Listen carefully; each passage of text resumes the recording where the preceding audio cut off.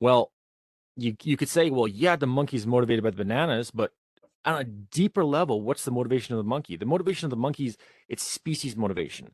The monkey is doing what? It's adapting to the environment and surviving. Why is it doing that? Does that mean that evolution kind of selected for something good? I mean, not really. It just selected for something that could survive. Highest status individual is one who is entirely authentic and loving, and therefore there's a strong evolutionary urge for a person to become that. People who are pretty nice um, are selected for a lot. But then people who are really nice, who are like truly selfless, probably get culled like so quickly. Because they are willing to self-sacrifice, i.e., literally take themselves out of the gene pool for the benefit of other people. Hello, hello. Hey, um, how's it going? Greetings. Doing all right. How you doing? I'm doing good. Yeah. Yeah. Well, I am admittedly a little bit tired. I'm trying to caffeinate myself across the conversation, so I might get like more lively towards the latter half, but see. What time is it there? It's 4 p.m., but you know, usually post lunch, like a late lunch, and get a sugar crash. Need to nap. Yeah. Need to get energized. What time is it in CET? Yeah, CET or whatever time zone Oh yeah, we're like talking. here it's Mountain Daylight Time. It's 9 a.m. in the morning. Oh, wowza. Okay, very early. All right, I have Very no reason early. to complain. Yeah, Yeah. but well, I mean, and maybe this is a bad strategy, but what I did was I like stayed awake part of the night just for like working on composing and stuff because then I feel like I'm not like sort of waking up from like a coma basically. I feel a bit Yeah, more that makes sense. light. So it doesn't actually feel that early to me. Fair. Yeah, I like I'm trying to wake up at like 5, 6 these days. Get a few productive hours in before the urge to nap and give up sets in. Um, Nice. all right. Well, how does this Yeah. usually work? I'm very new to this whole thing. Well, I mean, Exciting stuff. I think it's interesting at the outset maybe to just give like an outline of what we have going into it, just because if somebody's listening, they have like an idea, like, oh, this is kind of they have like on the same page as us. But I mean, really, the format is just kind of open. But um, so we did a debate with Scott, and then there was just several subjects that were coming up during the debate that we both wanted to kind of, at least I definitely wanted to dive in on those subjects, but the format didn't allow for Mhm. that. Um, and if I recall, the one that really was one that I wanted to dive into because I have like a novel idea, so I want to test the idea, For sure. see if it stands up, is the one about uh free will versus determinism. Okay, And interesting. then Yeah. there was also I think another one about like love, like so like can there be such a thing as like actual love? It's not sort of just self um benefiting. Self-motivated. Yeah. Okay, this is interesting. Um, Free will, I think, is more in my wheelhouse. The love side of things. If you have some interesting ideas, I'll bounce off of that. I might not be as empirically backed, but always down to discuss these Cool. things. Yeah. Well, I mean, I think there's definitely enough just even in the free will side of it Yeah. to really start to unpack that. So, what is your perspective of that? So, on free will, um, I believe that all human behavior can basically be reduced to biology and environment, right? So, I don't necessarily believe in hard determinism in the sense that I think the environment component could introduce some stochasticity. People talk about like quantum free will might be introduced at the quantum level. I just think it's stochasticity that's introduced at the quantum level. Um, but yeah, so if all human behavior can be brought to either biology or environment, then unless you believe in a third factor, I think one has to concede that free will is a myth, or at the very least understood. So um, some of the assumptions that I have going into the free will discussion is obviously Occam's razor. So I think it's most parsimonious, given our observations, that free will doesn't exist and that all human behavior can be um, explained by either biology, environment, or a combination of both. Yeah, so I feel like the position relating to what we observe or even what we know a priori about free will is very clear that there's basically no room for free will because everything that we see is, and there's a logical argument that you can make. Everything, there's only two types of things. There's only things which are random and things which are determined, and neither of those are free will because Yeah. um even if it's determined by a huge, complex, sophisticated set of things, it's still entirely determined. Um, but the argument that I find compelling um, is that humans, um, additionally, can only intake information and perceive it as random or causal Mhm. because of well, that's all we have. And it's not even just um our observation level, it's our logical level. So we can't even fathom a thing which isn't causal or random. But my argument wants to go before logic, and not in a uncareful kind of relativistic way, but in a very, very careful way, which says that before logic. So it's a really weird argument because this is an argument that um s- proposes something that we can't even possibly imagine. So it's talking Yeah. about the things outside of human even, like, you're proposing that maybe something exists and we can never even like remotely map it out, but it's um it's just based on the fact that, like, we are additionally only from the human perspective. And so to say that our perspective, being the logical one, is the totality of ontology and metaphysics seems to be a leap. Mhm. And then No, maybe just 100%. Yeah. to the bow on that though, so like then then you can add that third element, like agency or free will, quite cleanly, because you say, oh well, yeah, it's neither logical nor is it, or sorry, it's neither causal nor is it random. Yeah. I think that's the best argument for free will. If I had to like lawyer up and defend it, I feel like the idea that the idea put forward by determinists can be attacked because it is fundamentally self-defeating, right? Like you're making a case about how human behavior is just driven by the whims of what's around us and by things we can't control, by causal chains that we will never understand probably. But then it asks you to rely on human logic, inference, an understanding of causal chains to make some extrapolation about human behavior. So you're using the very same flawed logic to explain yourself, which, yeah, I mean, I think if I had to steel a man for the anti-free will position, or like the pro free will position, the anti-determinist position, that is how I'd go about it.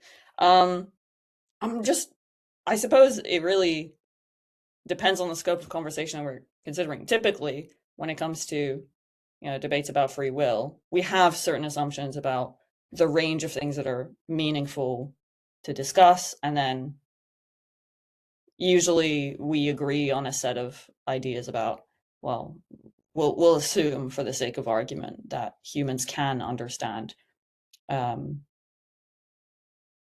can model their environment accurately and can model biology accurately. But obviously, we don't know that for sure. I'm not even sure if it's a falsifiable assumption. Like,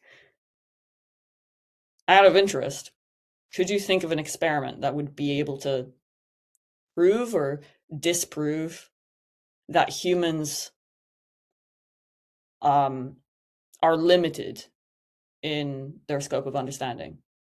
That there is Definitely that not. third thing. Okay, well, Yeah. fair. I mean, and Um, additionally, there's like a bunch of care that has to be taken to make sure that no argument is made that like presupposes something other than our experience. The argument is specifically only to say what arguments we can't make. Um, like say like, okay, well, there may be something that we missed because of our limited perception. But if so, you're familiar with this argument, so then, but you still think that like you don't just think that determinism is possible. You think that it's likely. yeah, I think that's a good summarization of my position. Um, just based on what I've seen. I think maybe a more accurate way to describe how I think about free will is that libertarian free will cannot be true, or at the very least, it's not parsimonious. And since the scope of things that I care about as truth have to be parsimonious, I don't believe in libertarian free will.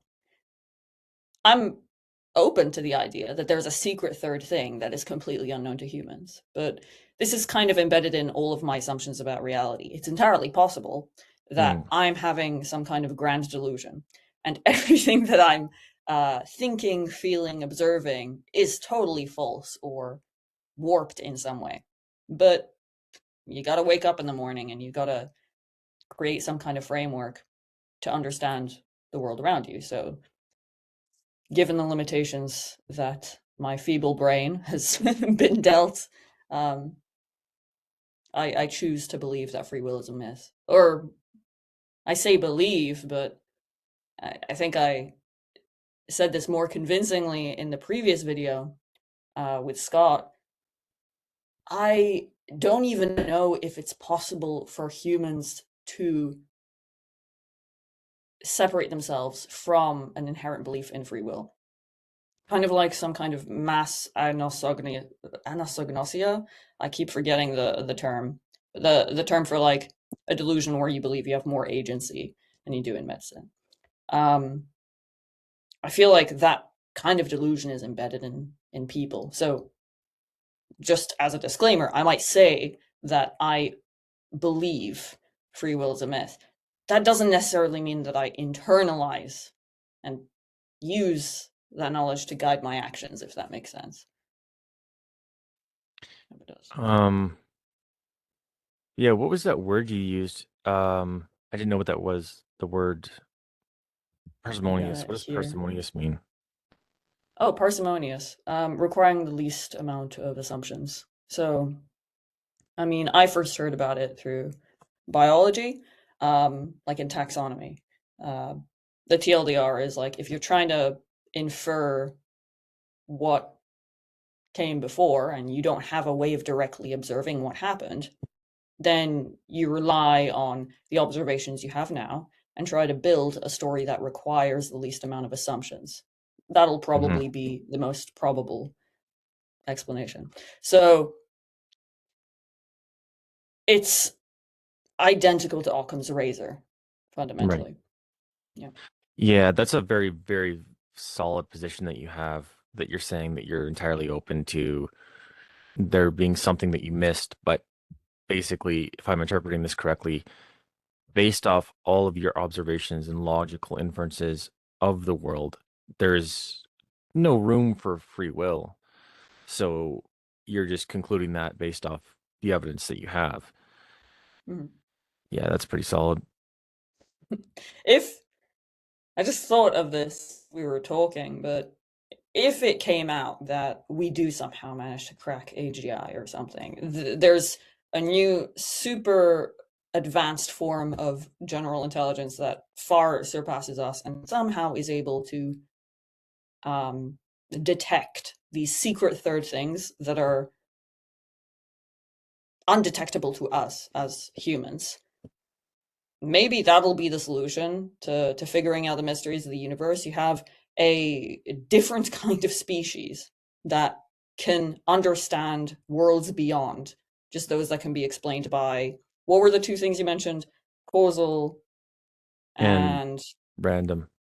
random. So yeah, the secret third thing might be being revealed quite soon. But I mean, again, the implication of it being revealed is that humans would be able to understand it. Well, Yeah, it seems yeah, they wouldn't. impossible that such a thing could be ever analyzed though, because like if you have a machine and you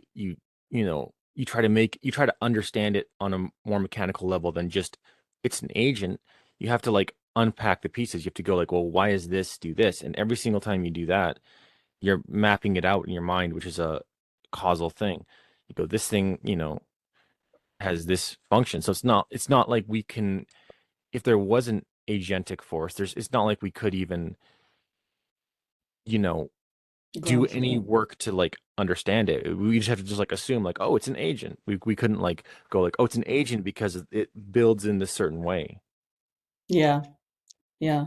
It really gets into um, crazy territory where I'm reaching the limits of my cognition, trying to understand a thing that is fundamentally ununderstandable. And I think this is what's so interesting about talking about free will. You get to a point where you're tapping at the glass at the edge of what is knowable to people, and it's interesting to see how people react or even perceive that glass. Like you have some people who are fully aware of the possibility of a secret third thing that we're missing that explains free will, and they choose to lean fully into that. And kind of religion is a way to do that. I'm sure there's others. Um, but yeah. Yeah, it's an interesting thing because I mean, I am, I understand the feeling of it because there's this feeling when it comes to free will where it's like, okay, if everything is like a big machine, like a giant clock that's ticking, then like what's the purpose of life, right? This is the feeling that is made, you know, I would then push back on that as well and say like, um, at that level of like pre-logical inference, yeah, like I don't think we really can sort of deterministically or demonstrably say like, oh, there's no meaning to life because things are this way. Um, what's your feeling of that though? Like the feeling of no no free will. Like do you feel like, oh, it's somehow kind of freeing or pointless or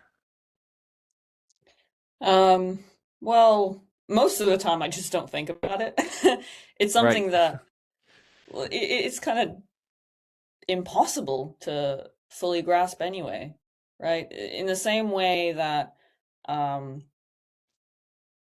to give a more extreme example, in the same way that an Alzheimer's or schizophrenia patient might not be fully aware of their own condition and go on believing that they have agency in areas where they clearly do not to everyone else. I mean, I operate in much the same way. I'll go through life believing that I have a choice in matters. And I've had many of these kinds of debates about free will, but the belief persists. So that leads me to the conclusion that it's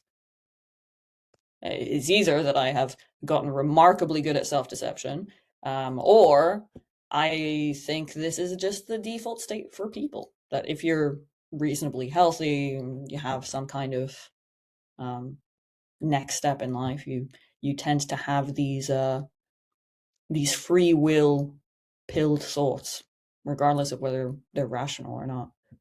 Um, I'm interested actually in here. Well, okay, first of all, when you were saying pre-logical inference, you mean um, a form of logical inference that's not knowable to humans, is that right?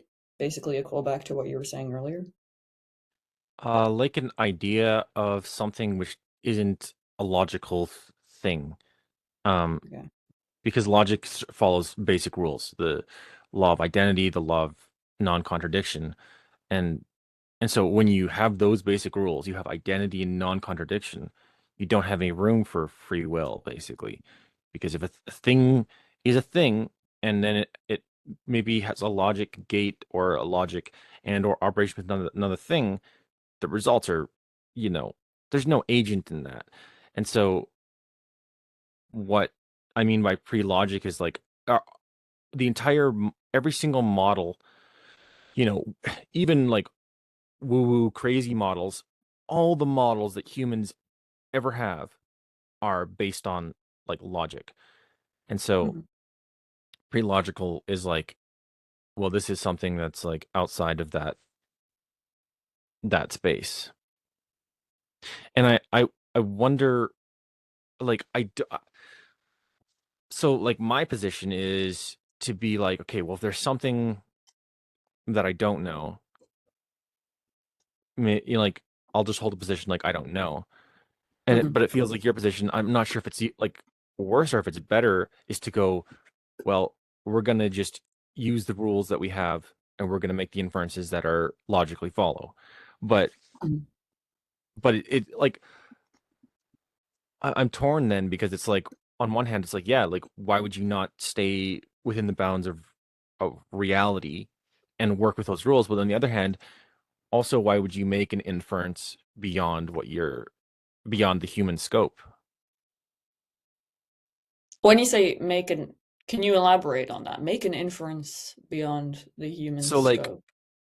like you say you don't think there's free will. Mm. I would say um I don't think that given human perception we can see anything that looks like free will. But leaving that back door open right in the premise. Yeah. Yeah, there's a tension that I always struggle to verbalize between these two philosophies that you've kind of touched on. There's the I don't know position and the I don't know, but I'll guess position. Um, I think maybe this is a function of my personality. Maybe it's because I genuinely believe that it's the most pragmatic way to go about things. But I default to the I guess all the time. Of course, if we break it down, I'll easily concede I don't know, right? I, I don't know if there's a secret third thing influencing free will beyond biology and environment. Um, I don't know the full scope of human biology and our environments. So how could I fully understand free will? But there's this assumption um, that we're faced with every day when we get up and decide to do something that we're going to have to assume things. An assumption of assumption. There's this embedded assumption in everything we do that even if we don't know, even if we're extremely uncertain, there has to be a next step. And for me, the way I deal with those decisions is I'll, I'll do my best. I'll guess at what the most logical next step should be, the most logical explanation for the situation should be. That assumption though only exists in certain places. So you wouldn't have to necessarily so you have to assume when you wake up that the job still exists and you're still in the reality that you were in when you went to sleep. the previous night. But so like, there's always assumptions that are being made, but there's certain cases where you have to make an assumption because if you don't, you're going to directly have a issue with the material world. But in this case, and I again, I really don't know if like if if it's like if I'm somehow playing like maybe um just like wishful thinking to just like go like whenever there's an issue that it can't be solved with human reasoning to just go like, oh well, you know what? Maybe it's something outside of that. Like that also maybe feels a bit weak in some sense, but also I don't know why you would have to make an assumption on that. I guess you're right with the free will argument. There's nothing compelling me to, well, actually, that's not entirely true. I suppose because I've been left to think by myself for a long enough time, I've had to wrestle with these thoughts, right? And be like, well, okay, what are my thoughts on free will? Am I a determinist? Am I not? And then that just led me to the conclusions I described here. But hmm, I wouldn't say you seem to frame this thing of like, well, pre-logical um, inference and the theory that there might be something outside of what's knowable to humans that explains our observations better than anything we could come up with.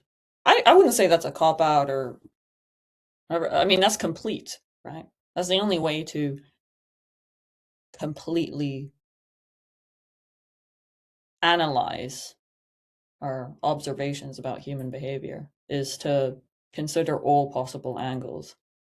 If it wasn't for that, then yeah, I mean, tapping at the edges of what's knowable to humans is kind of how we figure out where the boundaries are and what the most pragmatic next step is.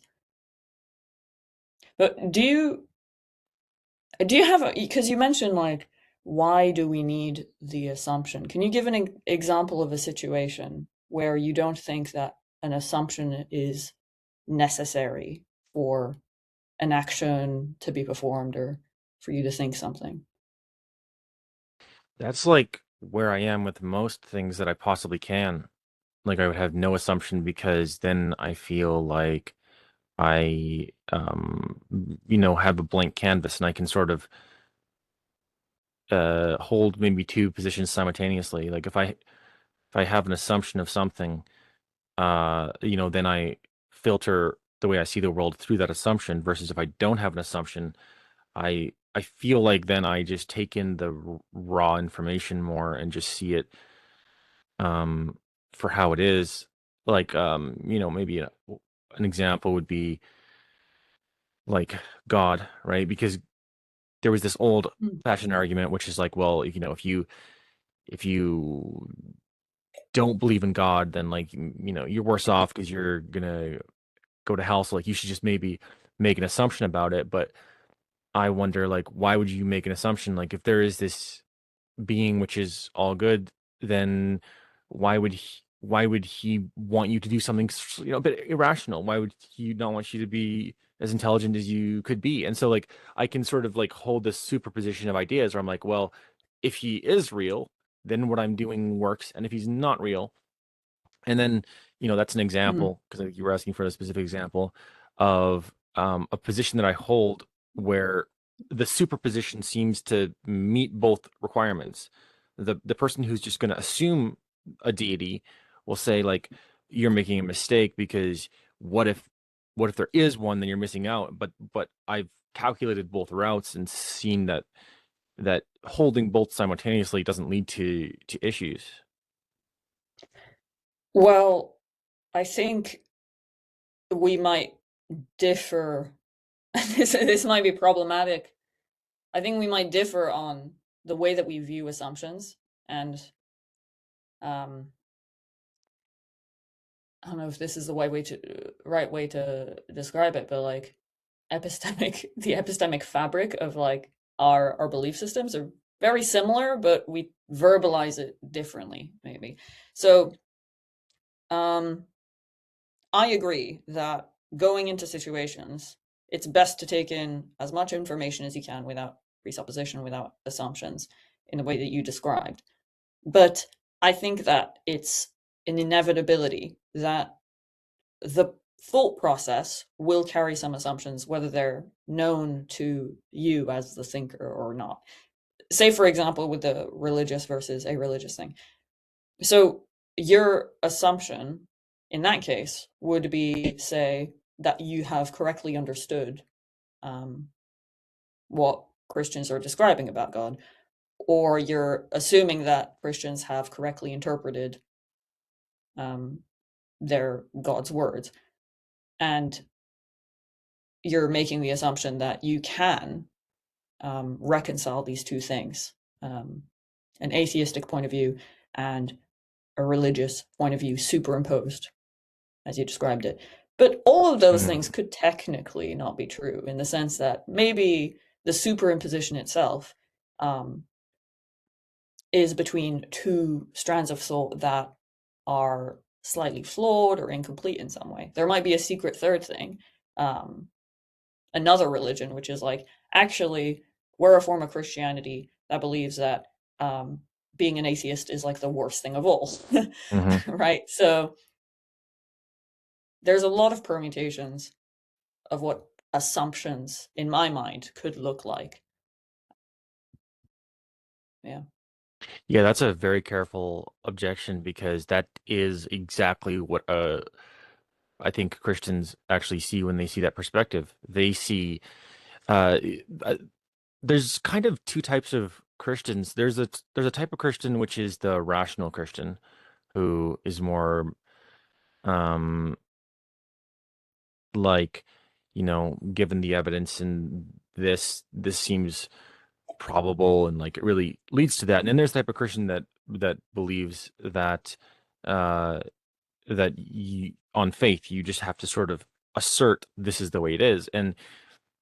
And then that type of Christian, when they would see this probably applies to every single religious based system, when they see that kind of like, oh, you're just not going to make an assumption, they go, you're making an assumption, you're making the agnostic assumption, and I'm just making the Christian assumption, um, or the whatever religion it is. Um,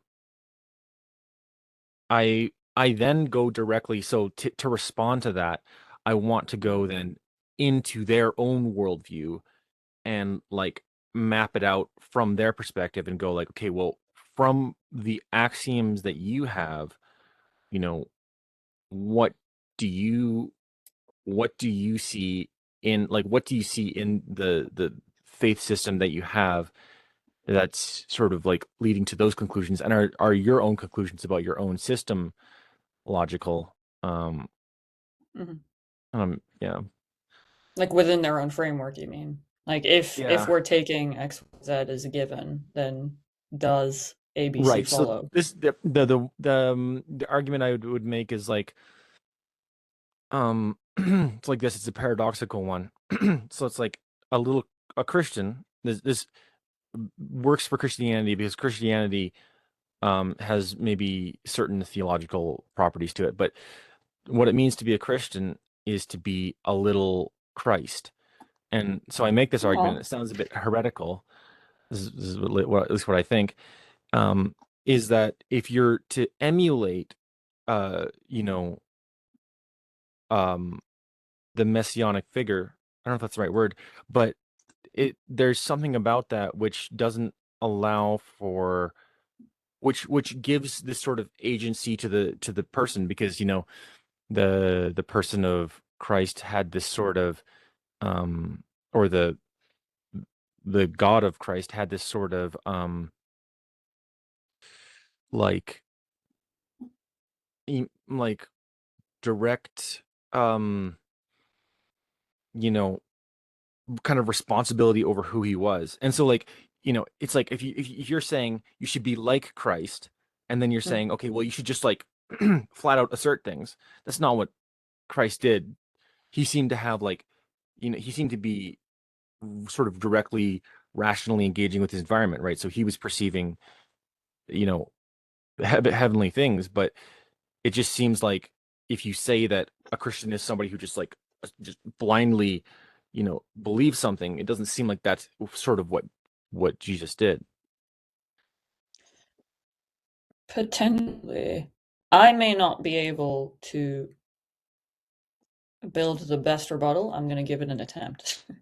Because even though I don't know much about Christianity, um, if I put myself in the shoes of a Christian, I would imagine, well, Jesus was a supernatural figure. I'm not sure if that's the actual term, but um, he was the embodiment of God in human flesh form, and we can do, like, by saying we should emulate Christ, we're basically saying, okay, so God is good, and he did some good things in human form, and we should be good because good is favorable, and we should therefore try to imitate him in different actions or follow his teachings.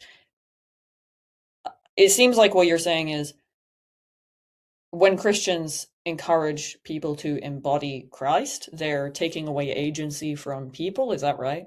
Like, rather than carving out your own path and really following Christ in the sense of coming to things through your own logical inference, you're just copy Hmm. pasting a recipe Yeah, it's for. it's the same Yeah. pattern of like maybe a leader and the person they're mentoring, right? There's this shift that I think it's just kind of a well-known wisdom thing, right? That at one point maybe the apprentice will be emulating and copying the leader, but in order for them to really be like to have adapted the information that they were being trained, at some point they have to move beyond that place because the leader themselves is not copying somebody. Hmm. Right. You need to emulate the thought process that led to the good ideas rather than just the good ideas that came Right. downstream. Exactly. Um, in what way would you say Christians do that? I suppose you did mention the main way, the the lack of engagement with critical thinking, I suppose, in Christian communities, you would say. Is Was Jesus a critical thinker? This might be a bit heretical to say, but I genuinely just don't know enough about Jesus's life or teachings to know whether that was a significant part of his identity. It seemed like he just knew what was up, like from what I've seen. But was there an inference in that biblical Yeah. journey? I mean, yeah, he like presented stories where there was like logical inferences.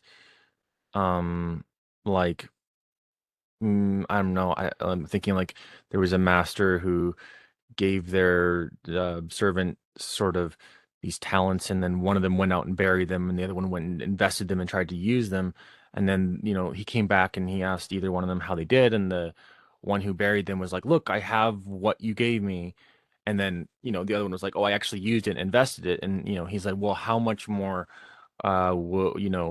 would he be pleased with the one who actually used what he was given?" Which is like a logical inference. It's like basically he's implying like, if you have a boss and they sort of lend you something, if you Mm. save it thinking you're just sort of holding it, they're not going to be as happy with you as you actually, maybe risk it or like do something with it. And so there's this logical connection between the spiritual and the physical way we do that. Hmm. Okay. Jesus was pro investing. I mean, did not it's not anticipating this, but makes sense.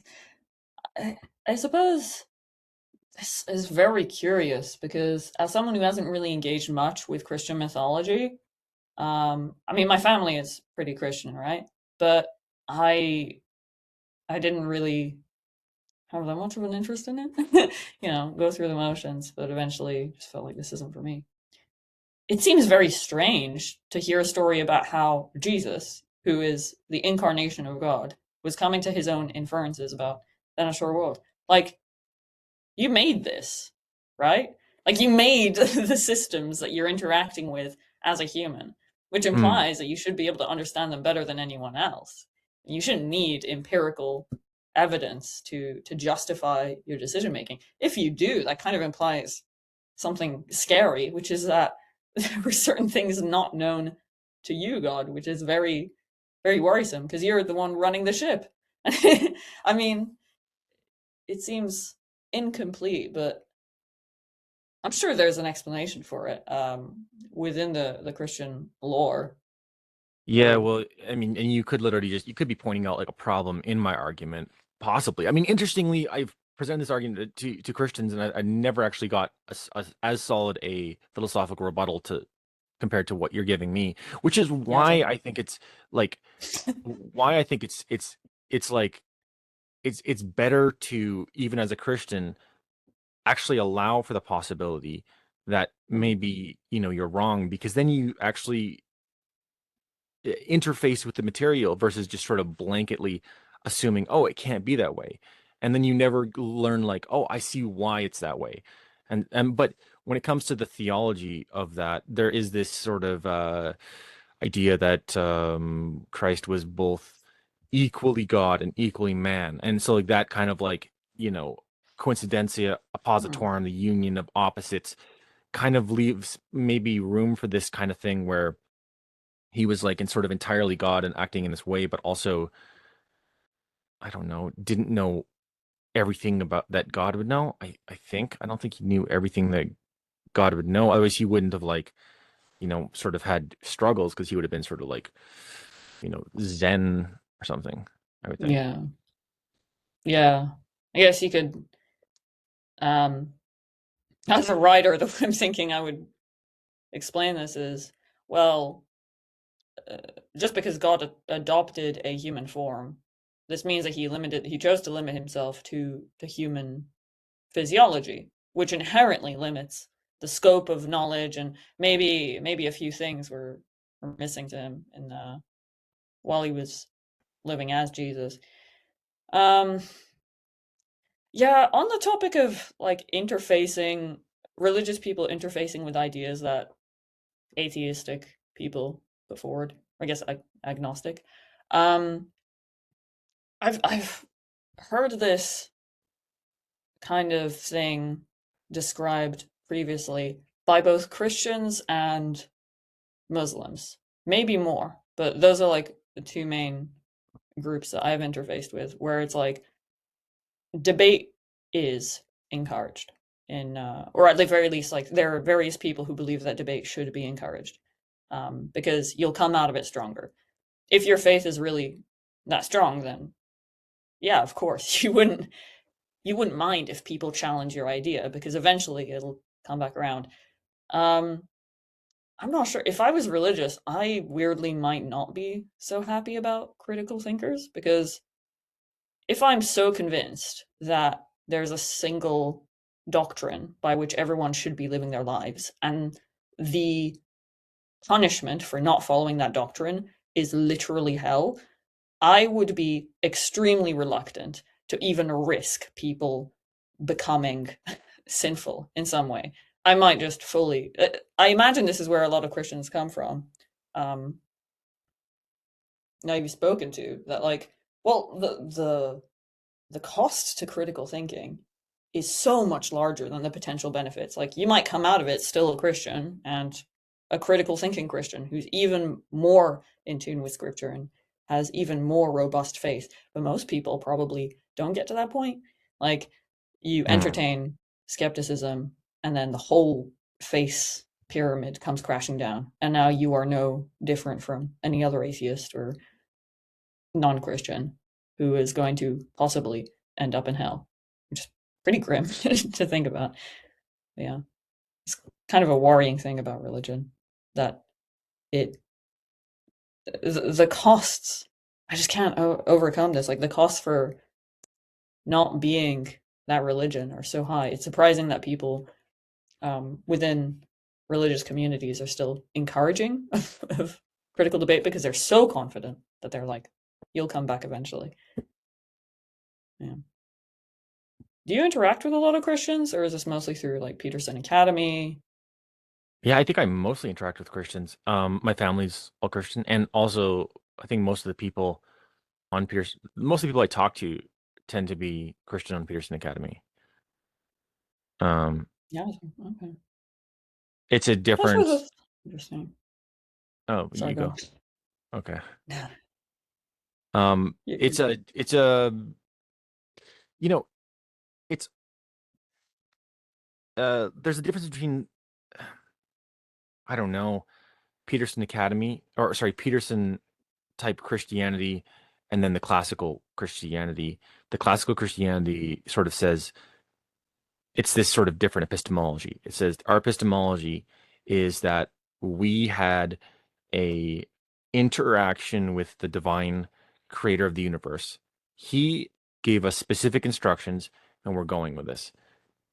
Jordan Peterson's approach is look at all this information about that we've collected over the course of humanity and make the logical inferences maybe a bit based off Jungian psychology. Um, yeah, This is, I don't understand how, I mean, I admittedly don't watch much Jordan Peterson, but there is this, from what I've read and from what I have seen, it seems as though Jordan Peterson came to Christianity not through faith or not through belief in the actual text, but by appealing to, or when he expresses himself, he appeals to rationalism and like, okay, I logically inferred my way into figuring out that Christianity is the best way to go. Um, like, how do you rationally infer your way into believing that Christianity is the best way to go? I guess you could use a utilitarian argument, but then it just feels kind of anti-religious, no? To only be religious because of something it ben like something it provides to you. Like once it stops providing that benefit, presumably, if all of the evidence that Jordan Peterson used to drive his philosophy was falsified tomorrow, he would be forced to give up being Christian, which is quite. I don't know how he doesn't have an existential crisis all the time. like People like him. like how he makes those logical inferences based off Jungian psychology and so he basically says that I don't know how much you know about Carl Jung, but that there's these idea of archetypes. So archetypes are, or even sort of even beyond archetypes, there's these like things embedded in human psychology that are like so powerfully in our image that like they're beyond just a story. Like if you hear a story about, a heroic figure or a fatherly or motherly figure, those archetypes have this, profound meaning to us. And then what he says is that so like these archetypes are important to us because they mean something, and then basically there's the ultimate conclusion of those archetypes, maybe the ultimate heroic figure or the ultimate of these things. And when you extrapolate out to what those the end of those archetypes, what they are, you end up with these sort of um iconic or figures like Christ. But also this is so you don't talk to many Christians. I'm wondering then because you're very very um like very philosophically situated because it seems like everything that I would talk if you say something I get the impression that if I were to like start to unpack it everything grounds out in like actually a very coherent philosophy. So I wonder what um motivates you to do it or to like what has motivated you to do the work in philosophy to ground out your ideas. Well, thank you first of all. Uh, Very flattering. I don't think of myself as someone who knows much about philosophy at all. Partly that's why I started debating people in the Peterson Academy, like through Scott, um, and from here because I'm looking for opportunities to learn more, like force myself to learn more. Um, in terms of what motivates me to learn about philosophy, uh, I guess it depends how how dry or like how precise you want the question, the answer to be. So the driest answer is because neuron activate when I talk about philosophy, and me like the I get positive reinforcement biologically from philosophical discussion. But my subjective experience is a combination of it's fun, um, it helps to round out um, uncertainties. Uncertainties are unpleasant, and so analysis helps to um, fix the unpleasantness. But also, I think I've always just kind of thought about things like this. I mean, I can't remember a time I wasn't thinking about how to explain my own experiences, and I imagine most people are like that, right? You look at things around you and you think, "Oh, why is that?" And you spend some time by yourself and you're like, "Oh yeah, okay. This is probably the most reasonable explanation." And then you stash that in the back of your brain, and then you pick it out of storage when it becomes useful again, or when new information is presented. Um, yeah, I read up every once in a while, but for the most part, it's like first principles or personal observation or cost benefit analyses, I suppose. I don't know. I I guess I mean I think you're good at philosophy because um mm, like I have debated a lot of people or I've thought about it a lot and I mean I and now I've studied some philosophy on Peterson Academy. Um and like I get a sense for like when somebody you just like, how deep their ideas go. Now, um I think this is something I was thinking as maybe something to explore because basically I've challenged several of your ideas and every single time come up pretty short in that like I'm like, oh yeah, that's kind of rational where you already are at. And I can't really, with the free will thing, I don't know if there's really, you know, any objection I can make to your position. I wonder though about your position about the idea that there can't be a um a non-selfish activity, Yes. even if we suppose that free will doesn't exist and everything's deterministic. I don't think that that's a necessary conclusion. That's fair. I think okay. I think before diving in, I'm first gonna need a definition from you about what you think of when you say selfless and selfish. Because depending on the level of abstraction, I think we could take this in two very different directions. Maybe three actually. But yeah. I think maybe if I like make the analog between the human consciousness and like a robot or a computer, and then use like strict definitions and analysis and models there. I think it's maybe a productive way to do it. So like I would say that somebody who is entirely selfless or actually loving, if you were to track back their motivational structure, it would ground out in something which is like, you know, an ultimate like, oh, I'm actually doing this for the betterment of other people. Um, like if you think of a neurology as as kind of a tree structure where there's the articulated leaves at the end, and then every single one is sort of based on a set of mm, deterministic rules or whatever philosophies, then you track that back down to the roots and you go, what do you find?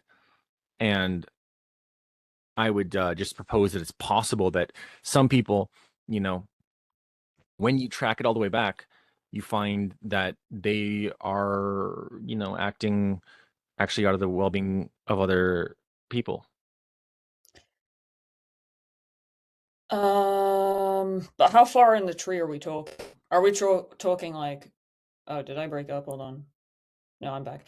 Are we talking like right at the base of the tree, or are we talking about halfway through? Because if we're talking at the level of abstraction where we're considering human behavior at its very basic level, I don't even know if it makes sense to use terms like selfish or selfless. I guess given my framework of free will anyway. But yeah, interested to dive more into that. Where are we looking? Right at the base. Oh. Like, and this is how I would like think about it in like developmental psychological terms. So like you have a person who start out as a small child and their base of their tree is something like basic instincts.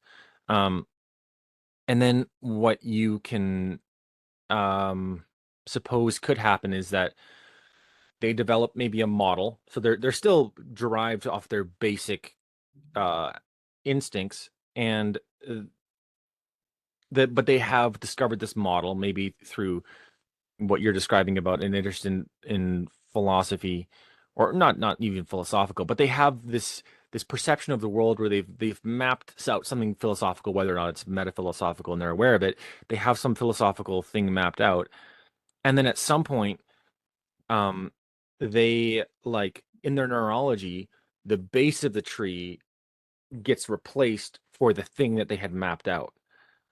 Um, and so then you have a person who was when they were young selfish, and then they sort of like um like, so like when they were young they were like, I want to do things that feel good, and then at some point they took something else and they said, I want to do things that are like for the better of humanity, and that became like their starting point. Hmm. I think I have a different model of how the tree works, maybe. Interesting. Um, Let me think of how to describe it. I guess okay, I'll just stream of consciousness this segment. So the way you describe the tree is kind of that um you have one kind of tree when you're young, and then as development moves on, or if something happens, it doesn't necessarily need to be development, right? It could be a life-changing experience or brain damage. Then the later branches that are developed rewire that base, the base directive. The way I see it, I think, is that there is no such thing as a base directive. It's all branches all the way down. Like the way I kind of map human behavior is um, an emergent property of many different tiny things happening at the cellular level, and then you have those things that that happen, which give rise to the appearance of a directive. Um, we can try our best to verbalize what the directive is. So we came up with words like utilitarian or deontological or whatever, but I don't know if there is such a thing as um, a base to this tree. Even I might have said previously that I think all humans are selfish. I actually want to correct that.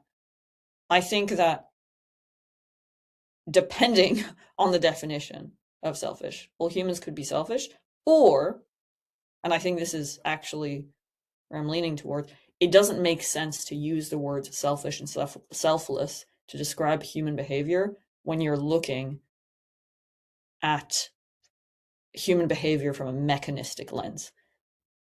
Like, what compels someone to do the utilitarian thing? It's just the same cogs biology as if you were to do a selfish thing, right? And because the fundamental chemistry and physics that gives rise to utilitarian behavior is probably similar to the cogs that lead to non-utilitarian behavior. I mean, the definition of the word selfish and selfless kind of fall apart. They imply a level of self-awareness and choice that I just don't think humans have. I hope that makes Mm, sense.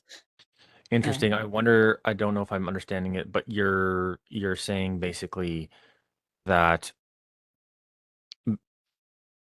I mean, if I'm being reductionistic, are you saying that, that's fine. well, at the end of the day, what we have is molecules sort of bouncing around and hitting each other to imply a telos that there's some kind of purpose or reason is arbitrary. Yeah, pretty much. Like when you were saying earlier about how there's a directive that you have in childhood, let's say, that gets overridden later on in life. I don't see it more as the way you're mapping it out is like a tree that is replaced. I see it more as gradual incremental change at the molecular level, which gives rise to what we see, um, like you and me day to day, which is the behavior of being selfless. But at the molecular level, there's no there's no switching point. It's a gradual process, and the appearance of altruistic behavior is an emergent property of these microscopic changes that are probably unknowable to us as humans. Mm. It might be better to illustrate with an example, but first of all, does that resonate at all? Well, my what I'm seeing is like um I just there's a level of analysis thing. So even if we take a deterministic model, I would propose that you could still imagine an environment where you have a being which is sort of locally selfless, where you would put them in an environment and you would, ask them, are you going to save yourself or are you going to save another person? And you would save another person and you would say, well, that person is selfless. And so, Hmm. mm, it seems like the what you're doing is you're removing maybe all the what we would commonly think of as human attributes from what we perceive as other humans. You're saying, well, because if you're making this argument that it's all sort of mechanistic at the base level, you would also say, you know, a person doesn't necessarily experience such a thing as hunger, and there's no such thing as sort of pain, and there's no such thing as work. Like these are trivial definitions, sort of scientifically. Yes and no, in the sense that I think they're trivial when you're looking at the mechanistic level. Like, depending on the level of abstraction we're looking at in this conversation, um, we can say that selfishness and selflessness either have meaning or that they're not relevant. So I would say if we're looking at the very base level, at what causes human behavior, I believe that there's no such thing as selfish and selfless at a very base level, just because I don't believe in free will. Right. So it feels arbitrary to me to be like, some of this behavior we're going to label as selfish, some of this we're going to label as selfless, especially with the positive and negative connotations that they have. Because no one can choose anything. So like if you label someone as selfish, that to me implies the existence of a world in which that same person could have been selfless. But that doesn't make sense to me at the mechanistic level. But socially, you're entirely correct that the terms selfish and selfless, much like being hungry and not hungry or whatever, are valid. They're valuable. Um, and I would use them readily. So for me, a selfish person in day to day life would be someone who I believe is significantly self-interested, usually to the detriment of others, or like they don't consider other people as much as the average person. That would be like my personal definition for selfish behavior in the day-to-day world. And a selfless person might be someone who does consider other people more often than the average person would, and takes into account other people when making their everyday decisions quite readily. But that's, yeah. I suppose what's the, because last time we spoke, I remember there was this kind of broader picture that I felt you were trying to get at of, you believe that people can be both selfish and selfless, but they are usually erring towards the side of selfishness, right? Oh yeah. The idea is that um people act selflessly and selfishly, in different things, in different environments, but really if you were to distill it down, you'd find that people are either entirely selfish or entirely selfless. Um, because, take an example. You take a person out of their location, throw them on a, I don't know, throw them in a scenario, and you ask them sort of like, well, would you save yourself or these other people who are more willing to be saved?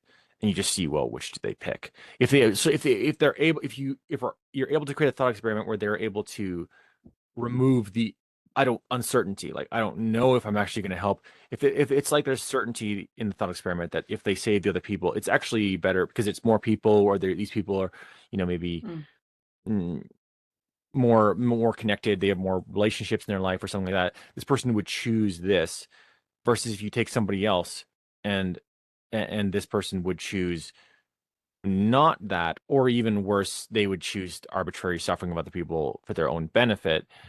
um I would say those are like two kind of like rigid distinct classes that separate people in an important way, because if you're dealing with somebody who is selfless, you don't have to sort of constantly make predictive process. You don't have to constantly predict a a plethora of behaviors where they could go wrong. You can assume a common foundation, like, oh, we're working on sort of the same thing. We're not like, because if you work with somebody who is you know selfish, you you can't just assume the base is like, oh, we're working towards the goodness of all.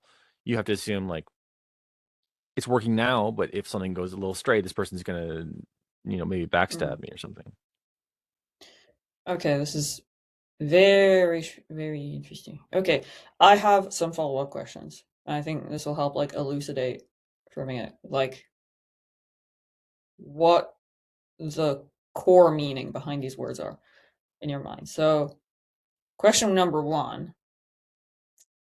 Um, you mentioned that selfishness is about self-interest, and that theoretically you can measure someone's selfishness or selflessness or propensity for selfish behavior, propensity for selfless behavior, um, by giving them hypotheticals.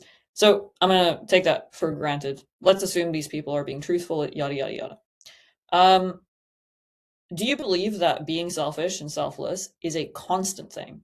So the person would always respond a certain way to a given hypothetical, even if you took them at like several points in time, different situations, different moods. Yeah, I would, and I would use this definition, or this analysis, to illustrate that, which is basically, um, if you have somebody who has um no capacity for uh mm, hold on, let me think. I Hmm. I was maybe responding to something that what you weren't exactly saying. So you're saying, does it affect, does it permeate all of their actions, um Yeah, okay. Well, I'll try to hack at it this way. I'll still um if you have if you have somebody who has the possibility to be selfish, this Hmm. person 90% of the time they're very selfless because well, they're in society and there's like many reasons to be selfish, selfless, Selfish? Oh, selfless. selfless. So there's many reasons to be selfless. There's many reasons to be very cooperative in society and to work with it, including just sort of like the feeling of like I just sort of love people, but this person has an area of their mind or a place they could access where they would just not be um, selfless. They would be selfish. Um, I would say this does permeate into all of their behavior because it means that there's this lurking shark at the base of their roots that is like affecting sort of everything they do. You know, um, a person who like you have to ask, okay, well, why would this person suddenly be self selfish?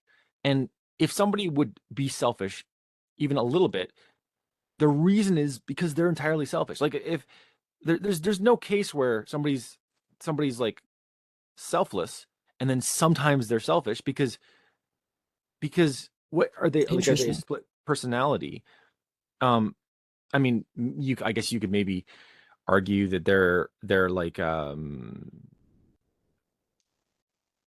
they're they're unpredictable. So they're they're two different types of things. They're two different personalities in one. But if you argue that, then you don't know which personality you're going to get. And you don't know which personality is sort of growing the behaviors and patterns. So like, and then the concrete to make it concrete, um, this person is in an environment and they are sort of there's things that they have to do that are maybe moralistic and um i- if they're acting out of the personality which has the possibility of being selfish, you have to ask why are they not being selfish in this moment? If sometimes they would be selfish, why would they not be selfish now? And and then the reason it boils down to well, there's some reason that it's not advantageous for them to be selfish because if you have a unified personality, there's like if they're really unified, to make it a bit easy to analyze, then if they're selfish at one point in time, there's like then they must be selfish the whole time. Otherwise, why would they be selfish at one point in time and not another point in time? Like, why are they choosing this time? Like, you know? I think I get what you mean of like, so the implication is if you can be selfish some of the time, the decision to be selfless is based on the conditions you find yourself in, which is Yeah. a selfish thing. If your calculation of whether to be altruistic or not is down to, well, is it going to advantage me or not? Then you must be a fundamentally selfish person because you're only selfless out of convenience. I think my model of how people work is that um, I wouldn't say they're unpredictable, but I would say that they have varying biological and environmental influences, um, moment to moment, month to month, whatever. So you have you seem to have this picture of like identity as a fixed thing, a unified personality. Um, maybe maybe I don't see it that way. It's hard to verbalize how I view personality, but when you were talking about the lurking shark, it seemed like you were talking about, well, there's a the capacity to be selfish brands you as the shark. But if you're selfless 100% of the time, then that shows that you're truly altruistic. But no one is selfless 100% of the time, right? It's all, I mean, technically, we all have lurking sharks. It's just that the we can't predict like which one is going to come up, the shark or the lamb or whatever. It just depends on what our biology and our environment is telling us at a given moment. I mean, okay, do you think that you've ever met or heard of a person who was 100% selfless? Yeah, I mean, I think it's really rare, but I think those people do exist. And I wouldn't necessarily say that I would, want to label somebody with that, but I have intuitions about certain people, maybe not that many people, but people I would say maybe that person is entirely um selfless. And I also don't know why you would conclude that being entirely selfless like that would be impossible. Now, I understand that the common perspective about people is that, I mean, and it's a perspective that is echoed by any people of all worldviews, but the perspective is Hmm. that everybody is flawed and they make mistakes and stuff like that. And so, like, even if they're selfless sometimes and they're not another time, but I don't know why people assume this. I mean, it's like based off. I know why, but I don't know why it's like from the anecdotes and from personal experience, you extrapolate this across the entirety of humanity that a person can't be entirely selfless. Hmm.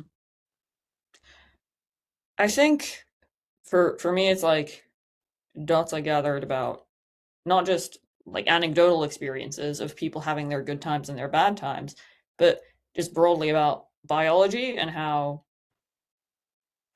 susceptible people are to biological changes or environmental changes in ways that you can't predict. Like, let's say, for example, with the selfless people that you have in mind, you're you're relying on a model that you have internally of how these people operate, believing that they will stay selfless forever because that's the way they've been. But why? Like, is it possible for that person to become selfish at all? This is the model that I'm basing it off of. It's this idea of this sort of emergent philosophy that the person then becomes. It's the idea that the now we're not saying we I can make the case from your perspective, which is that people are not rooted in one root system, that they're it's a bunch of different factors, that it's all leaves, it's all these different things. Mhm. But I would suppose that it's possible that a person, even though they have all these different motivating factors, they then um, build a Weltanschauung where have this they have this selfless quality where uh then instead of being um driven by all these sort of little factors that motivate them, there is something emanating from a core, you could say, goodness. um Theoretically Can it's you possible. That's so that's kind of what I want to dive into. You're talking about something core that transcends biology and environment. I suppose Yeah. this does tie into, yeah. Well, What is that? well, well, it's like like a computer programmer. It's like some software running on the system, and then another thing that this butts right up against is the common perception, the common idea that that people are really sort of uh you know a consciousness in the body of a monkey. It's a very, very across the board again, ubiquitous idea that people, the conscious part of ourself has a desire, and then we have these poles, these sort of like habits and all this stuff that kind of pull us in a different direction. And this is another model which I just really don't agree with. I think that what people perceive as like, oh, these are my base instincts that are making me motivated to do this stuff, I think it's actually um their shadow that's unintegrated. And if they were to sort of look at the base of it, what they would see is not animalistic instincts, but actually human instincts, like motivations that are connected to something. So, for example, a person will say, "I don't want to. I want to eat healthy, but I go out and eat junk food." And they go, "Well, I want this, but my animal instinct makes me not do it." And I would say that if the person were to uncover their shadow, what they would see is that maybe deep down, some part of them actually wants the effect of the junk food. They're not eating it because they're impulsive. They're eating it because they actually want something in there, and it's a lack of awareness of the maybe even spiritual states that they are um, embodied in. And this isn't. I'm trying to follow the thread back. Maybe I'll just see if you tracked it, but I forget how I it related tracked. to the. Okay. Okay, so it seems like you're saying that there are these people will commonly make the mistake of separating the animal brain from the human brain, and they will often frame human behavior as like, yeah, I mean, I don't want junk food, but I do it anyway because animal brain. When in reality, it's like something beneath, like they actually do crave the comfort offered by junk food. Maybe they just generally don't really have much else going on, and junk food is something that makes you feel happy. So a way to remedy the junk food is not by, you know, the addiction to junk food is not by saying, ah, well, it's just animal brain, but by introducing other things that replace the need that junk food is filling. Now, my model is similar to yours in that I don't believe there's a separation between animal brain and human brain, but it's dissimilar to yours in that I think it's, or at least I sense that it's dissimilar to yours in the sense that I believe it's biology and environment all the way down. So when someone says, "Oh, I crave junk food," what they're saying is, "Junk food make me happy," and there are a myriad, there's a whole bunch of reasons why junk food might make you happy. Yeah, part of it might be um, a social aspect. It might be the direct hormonal satisfaction you get from, like, I don't know, dopamine or something that fires off when you eat junk food. Usually it's a combination of these things. It's not like a single thing, but more on balance. My brain makes the subconscious calculation that junk food is going to be more rewarding. So I want to return back to wanting and the discussion on altruism. So, do you believe? Let me actually break this down. What do you think goes on in the mind of a selfless person? Um, well, basically they have a core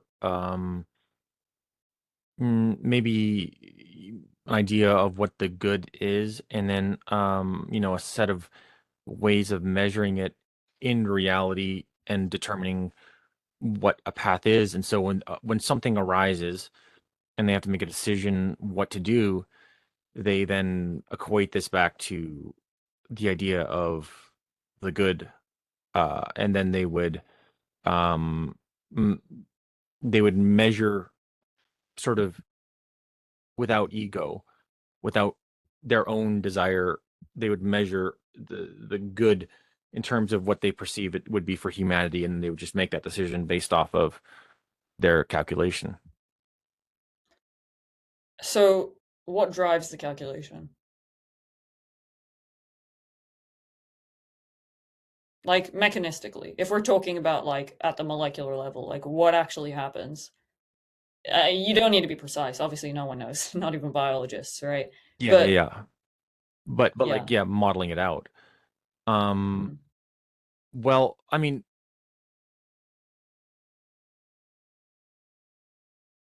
well, the local answer is that when their motivations are traced back, it resolves in some abstract idea of what it is to be good for, like, it resolves, it roots in this desire for the goodness of uh humanity. And then are you asking how did they get to that position? Because I mean, it like how did they get to that place where they have that state?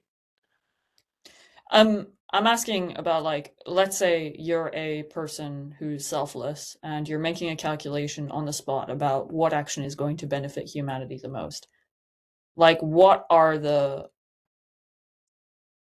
drives the calculation mechanistically?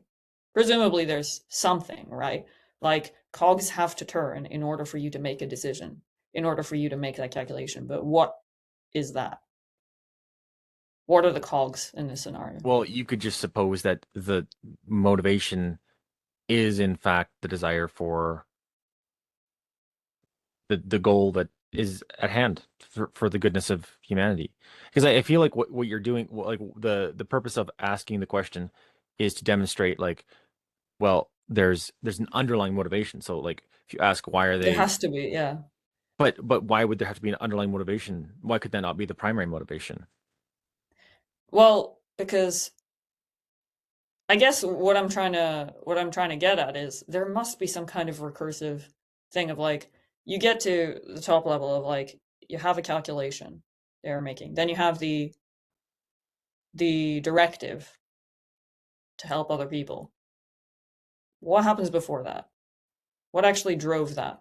It has to be something, Okay, yeah, yeah. right? So there's um a function of it that would make it much more simple, which is that this person comes to this egoless conclusion that they want the goodness for humanity. They want the goodness for all humans. And the first thing they notice is that the the primary instrument they have to um, make this come about is themselves. And so there's this immediate importance placed on like local perception and local well-being over other well-being, even within a state of pure selflessness. Because let's say this person is, you know, in a dangerous situation and they're trying to figure out whose life they should save. Um, th- Sometimes it may just be better for them to conclude, I'm just going to save my life. Why? Because they know the things about themselves. They know what they're doing. They know that their objectives are good. They know they have these sort of, they don't know this about the other person. And so, in many, many cases, this is going to be the case. And then fundamentally, there would be this, like almost reemergence back into a quasi ego where despite being at the base level entirely selfless, all the classical ego things reemerge because, well, in order to be good for society and the world, you actually have to stay alive yourself and make money because it's good for you to be on the planet. And so the ego kind of reemerges as this secondary motivation that is primary over other people, but more just because it's just like that's the way it has to be. Okay, so if I understood correctly, even a selfless person, a person whose main directive is to help others, doesn't necessarily do the things that you would anticipate a selfless person may do because the approach that may help the maximum number of people may differ depending on the situation you find yourself in. Maybe you run the calculation and you realize, listen, it sucks, but the best way to manage through the situation is to make loads of money um, and wait a couple years, not help people for a while, get rich, and then pay out, right? Right. So I totally I agree with that. I think that well, I mean, I suppose I'm loosely affiliated with the effective altruist movement, utilitarian movement, etc. So I'm familiar with how these kinds of calculations get done. Of listen, this is the best way to go forward, or even if it doesn't seem intuitive, you have to do X, Y, Z in order to get to the end goal of helping everyone. Um, what I want to do is delve more into like the mechanism by which people obtain a directive, if that makes sense. Like if a baby is not born utilitarian, right?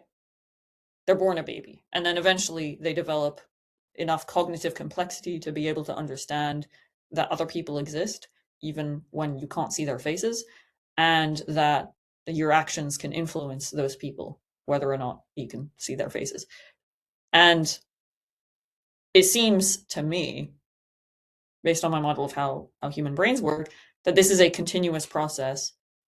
Developing empathy is a continuous process. It's not something that is like you obtain the directive to help other people, but it's more like you get these incremental bits of cognitive complexity that get added to your brain, like software updates. And then eventually you get to a point where we can pretty confidently say that you're a nice person or altruistic by the average person's standards. But earlier you were saying the way you conceptualize like selfishness and selflessness is that a selfless person is inherently selfless all the way down. There is no way for them to be selfish because definitionally, if you have the capacity to be selfish in some circumstances, then that means that your actions were always motivated by some kind of cost benefit calculation. But if a selfless person's actions are not motivated by a cost benefit analysis, then what is it motivated by? Right? Like mechanistically, what's happening? What is it that makes selfless people selfless where a baby is not? Yeah. So another computer analogy, there's this idea of being Turing complete. A Turing complete machine is one that can run all the mathematical operations that would allow it to, well, run any Yeah, operation basically. like Uh, Minecraft. Yeah. exactly. Yeah. You know it. Okay, yeah. Um, and so this is the model. The baby starts out not Turing complete. Then they develop a capacity for thinking and reasoning, and they have these motivations and all this stuff. And once they're Turing complete, once they can sort of process, I wouldn't say everybody gets there necessarily, but once they're in that processing state, then this person um maybe encounters some kind of a priori logical model which wants to be this thing of selfless. So they they basically look what's the best way to be alive and a human, and they sort of discover like, oh, I should be this, right? Because they're making this from logical inference. They're like, well, the best way to exist is to be selfless because then I can sort of, have all these advantages of being more connected with people, having more conscious moments, all these reasons. And then um and then oh, I don't know if it cut out. Oh no, I could hear you the whole time, but I Oh, okay. am frozen. Yeah, Your camera just cut out for a second, but you can still hear me? I could hear you the whole time. Yeah, I Okay, think okay. my Wi-Fi's dog shit. Sorry, go on.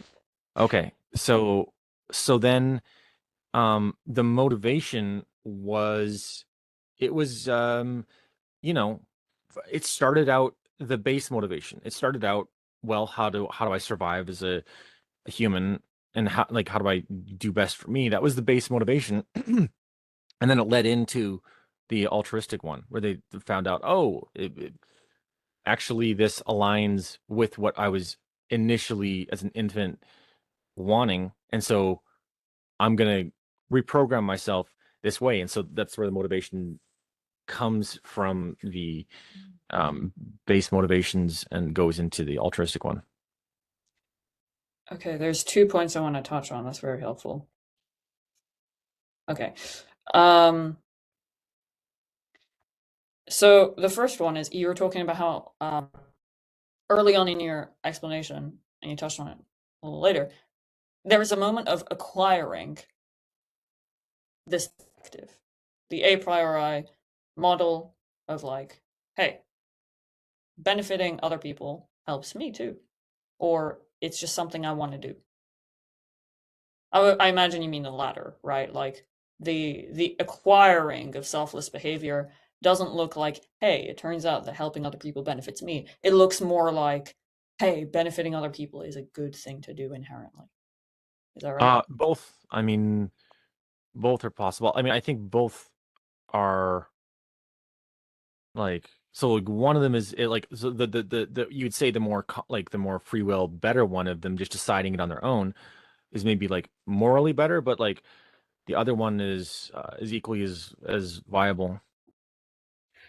So, going down this branch real quick. If selflessness emerges as a result of a cost benefit calculation to the person, doesn't that make the person selfish? Or would that person still be selfless? Yeah, I mean, I yeah. Well, but like that's a definitional thing because you can say that they're selfish, but you take them and you put them in a scenario and they would act entirely selflessly. And so it seems like a trivial thing to then contend that because they came, Yeah.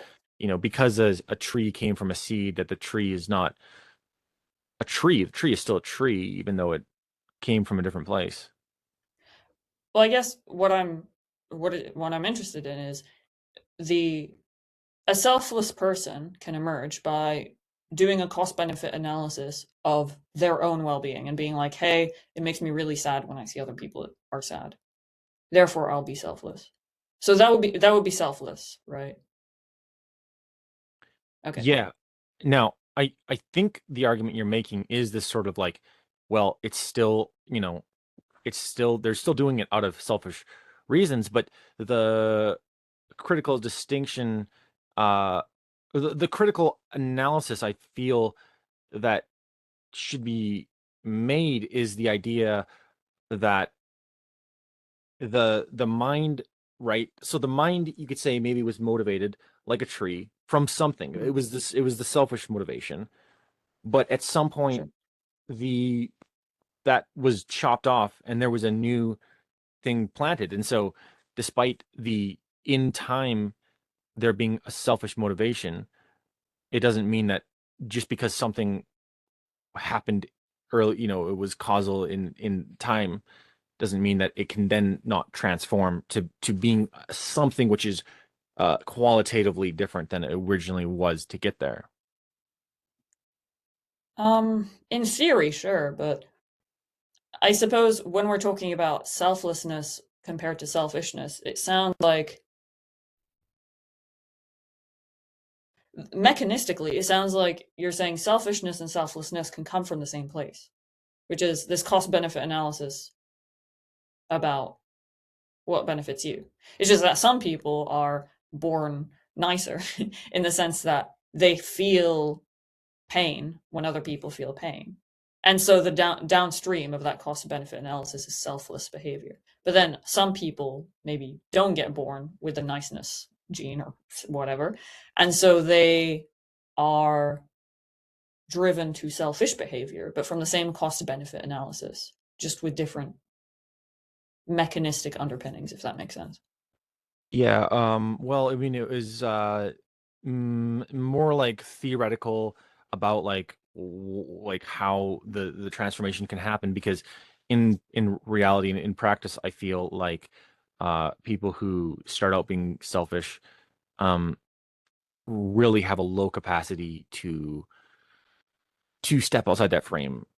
So people get kind of fixated in a certain way where they see the world through like so if a person like at the young age they decide like, oh, I'm going to be selfish, then everything they do is sort of filtered through this like selfish thing. And then when they get, when they ever have an opportunity to like, oh, be selfless, it's still coming from that selfish place. And so, um, I mean, I think in practice, like in reality, it's difficult for somebody who like really is selfish to actually do that at all. I think it's people who, for whatever reason, sort of decided or just kind of chose more selfless things and kind of went down that path and had a higher capacity to like view that as an option. So that's a like a theoretical approach of like how it's possible, but like really, yeah, it's not really easy for Hmm. people to just switch like that. I guess I don't even think that I'm not even imagining a switch. It just seems like you have some people whose cost benefit analysis internally tells them that being selfless, doing selfless actions is the right thing for them. And then other people just situationally believe that the selfish actions will benefit them, right? Like, I'm still unclear on this fundamental thing of like, um, what does selfishness mean to you then? Like, if you were to define it, because we've talked a lot about selflessness as the capacity, the desire to help other people, right? But a selfish person is someone who does not want to help other people A selfish or has a person, lowered capacity. a selfish Yeah. person is one who uh cares about their like direct um cares about improving reality locally for themselves individually at the expense or disregard for what that means uh collectively. I don't know. I don't know if that's just like a redefinition of the same thing or like how That's to answer that. that's fine. I'm not looking for like, Cambridge Dictionary like memorization, but just to anchor us in the conversation. So, hmm. So selfishness is about like disregard or callousness towards other people, and then selflessness is the opposite. It's caring about other people. But you think that fundamentally someone who is selfish at some point in their lives, who has the capacity to disregard other people's feelings in some cases, is just fundamentally selfish. They can be modeled as someone who's not trustworthy because there's always that chance that they can default to selfish actions. Is that right? Yep. Yep. Something interesting about this definition. Um, I can't quite put my finger on it. Like, I guess the way I see it's just alien to me. Like the way I see selfishness and selflessness are both products of like the same mishmash of, like I said, biology and environment. My goats. So it's like you have the a combination of inborn characteristics. I don't know, like how much dopamine your body can produce, how much like oxytocin your brain can handle or whatever. And these combined with biological factors that change over the course of development, cognitive complexity or whatever, and then combined with environmental factors like the amount of lead in your environment, which will affect your ability to maybe temporarily, maybe permanently, um, affect your ability to map out the experiences of other people or something. I don't know if lead actually does that, by the way, but just hypothetically. So the way I see it is like it's all these little things that contribute to producing the emergent property of selflessness and selfishness moment to moment. And my observations of people are that like environment and biology change all the time. So the directive that someone has at a given time could be telling them, hey, I mean, helping other people makes me feel good, so I'm going to be helping other people. But then later down the line, maybe they get a little bit of lead in their food. And then maybe that changes the way that they interact with other people.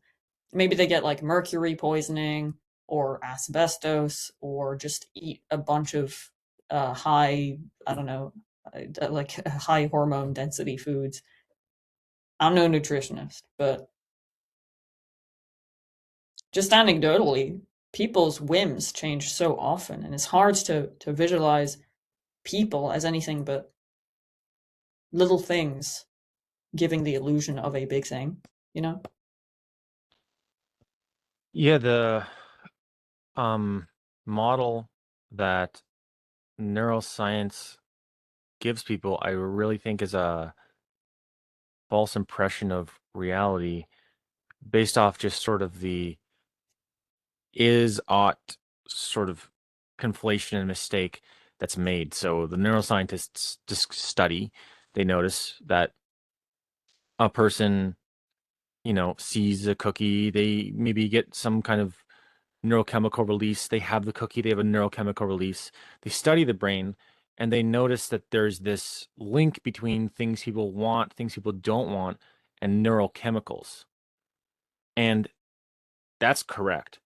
What they then conclude, I would say, just ad hoc and arbitrarily, is that that then implies that people are fundamentally motivated by the neurochemicals. I don't think that's what the neurochemicals do. I think that the neurochemicals are linked in with a larger motivational system.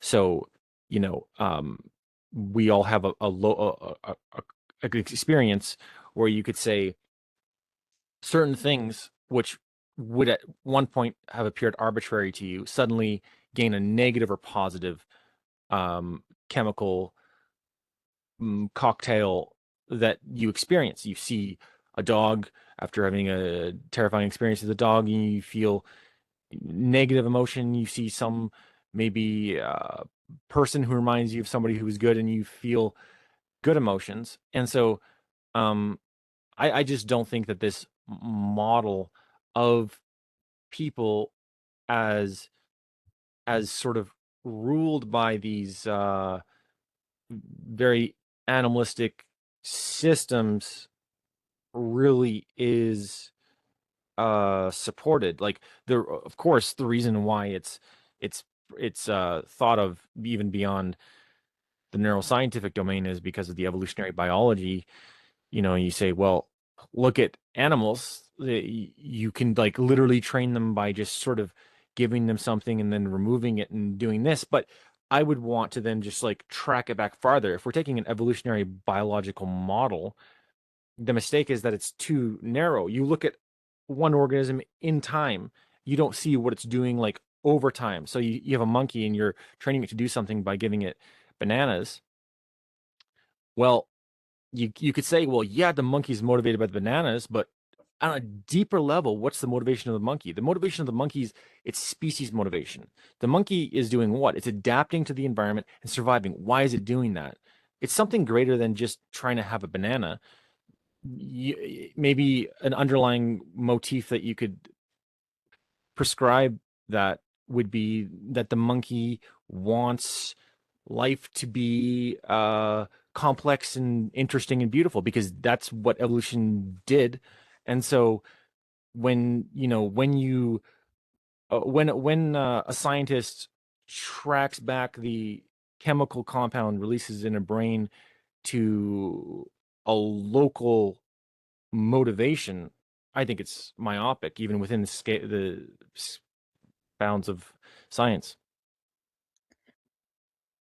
I think so. It's true that oftentimes the way, and even the way I've been talking in this conversation has been framing human biology as kind of a simple, like three factor, like three parameter equation. You got your dopamines, you got your lead poisonings, and you got your oxytocins. But like, I mean, I acknowledge that in reality, it's like millions and millions and millions of microscopic decisions being made all the time.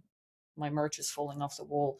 Um, so the way that I see the monkey situation, for example, is not so much that, you know, it's just one hormone mediating whether or not the monkey wants a banana. The way I see it from an evolutionary biology perspective is, well, you have um it's just natural selection. I don't know how else to explain it. It's like you have an incidental effect where monkeys that ate bananas happens to survive better than the monkeys that just starved out.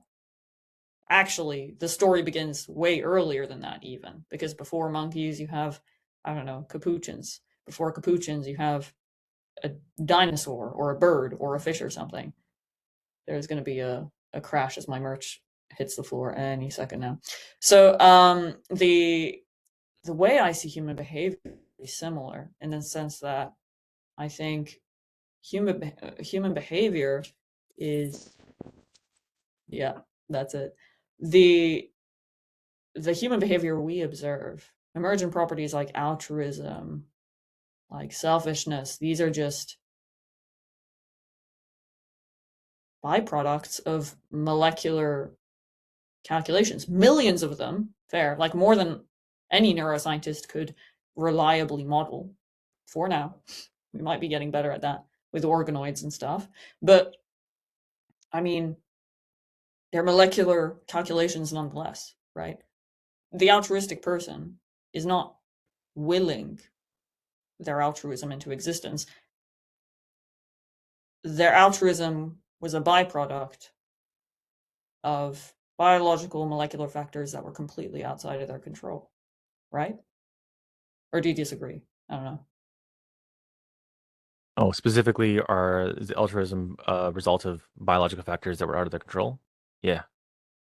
Yeah. I mean, there's no need to even invoke free will for that. Yeah, I wouldn't have like I'm okay with altruism with it's just not even it's like deterministic altruism. Um Sure. Also I didn't hear you. You said what hit the floor? What I've like I have I repurposed one of them like pipette holder things to hold my merch. Like I put pins where the holes for the pipette tips were. Um and it fell off, but it's fine. I mean, your what do you mean everything by looks merch? intact. Like anime. Hold on. I'll put it on camera real quick. Do a little promo.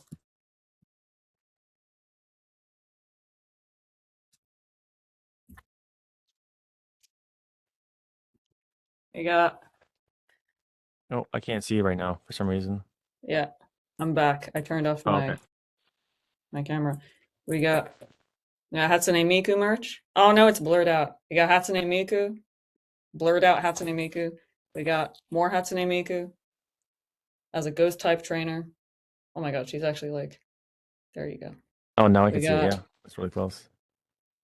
yeah, and got a Kikuo merch. I mean, all of it is intact. This could withstand like a fire, probably. Oh my god, I need to turn off the blurring at some point. Whatever.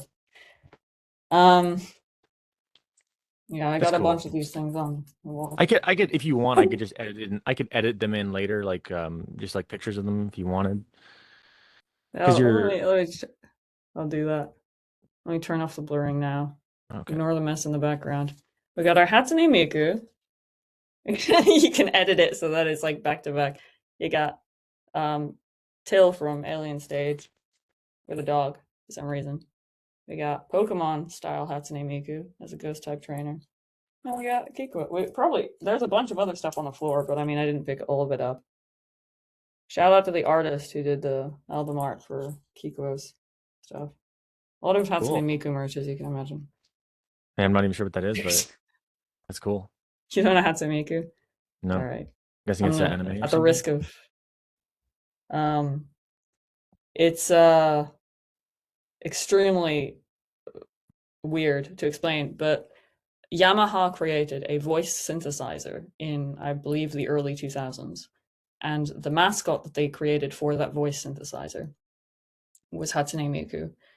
And Hatsune Miku's like voice package, essentially the voice synthesizer, took on a life of its own as music producers started using it to compose their own music.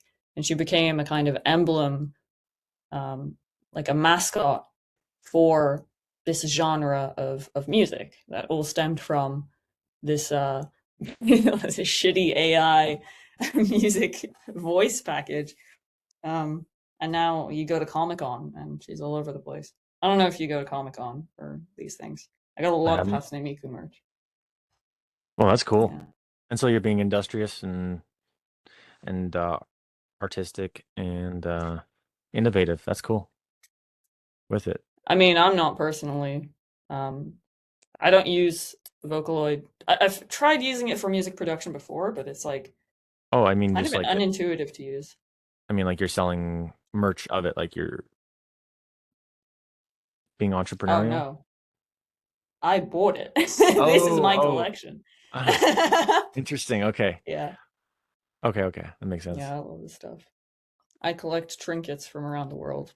Most of it anime related, or Hmm. I don't know, So many interesting things. cute I bullshit. mean, I think we can probably tie it back in at some point, but Lee, you have like an interest in like um AI innovation technology, that kind of that's the interest in the specific. The character? Yeah. Oh no, this like predates. I mean, so my interest in these trinkets is not philosophical at all. It's purely because I like looking at things with pretty colors, and I like having them around my room. And so that's Yeah, they why do look nice. you'll probably, yeah. I mean, it's it's consumer. I am single handedly keeping like Pop Mart and these different like trinkets supermarkets alive, but. Yeah, sometimes you'll see me like looking around the room. I'm usually just like looking at something I have on the wall, like a fucking.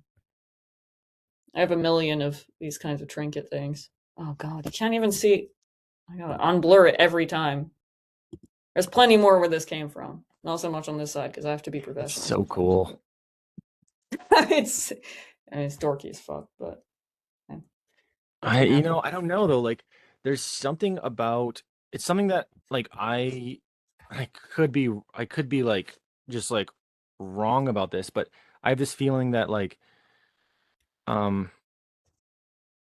and it may not be genderly constrained, but I feel like I or like guys in general have this idea of like just sort of everything is like sort of like useful in this, and then Hmm. girls are like they're like about decorations and stuff. But the interesting thing is that when I'm in a place that's like kind of beautifully decorated, I feel way better. I'm like more productive, and yet I have like no capacity to like myself kind of like you know Yeah, make a place better. But I see it both ways. Like sometimes minimalism, like I'm a very maximalist kind of person with decoration in that I like looking at things with pleasing colors and having a variety of things to look at. Um, but like minimalism is, I think there might even be some literature on this. Like having very few things in your environment does make you more productive. It might make you less like visually stimulated and happy day to day in your home, but it might also make you more focused and willing to do boring tasks because you don't have more interesting things to look at in your immediate environment. Um, I feel like it is a there is a strong feminine urge, it seems, to collect trinkets, anecdotally. Although I was talking about this with some friends, the equivalent for guys would be maybe virtual trinkets or some things like video game skins or just collecting game cartridges, things that have um, value but not necessarily in their. Well, I guess you also have figures like tailored for yeah, that, like but the equivalent in real world would be like a trophy, like an animal head or something. It's like like a exactly. it oftentimes doesn't look that great, but it like means something based off some achievement or something. Yeah, like it satisfies a different kind of trinket urge, Hmm. um, maybe. But yeah, I mean, I'm not gonna go through the entire merch collection. It would take literally forever. But no. Sorry, the merch wool hiccup kind of derails the conversation on altruism. But Yeah. I'm not sure if What? you had more points. Yeah, yeah, definitely. Well, we're let me see if we can. Do you remember where we were at exactly in the conversation?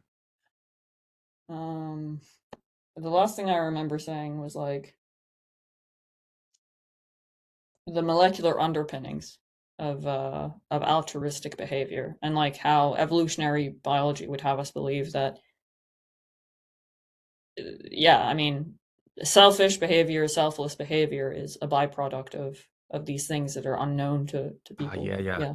Now I'm right back on where I was. So this is what I wanted to say. So if you look though at, well, why did the things evolve, or at least what are they doing as they evolve?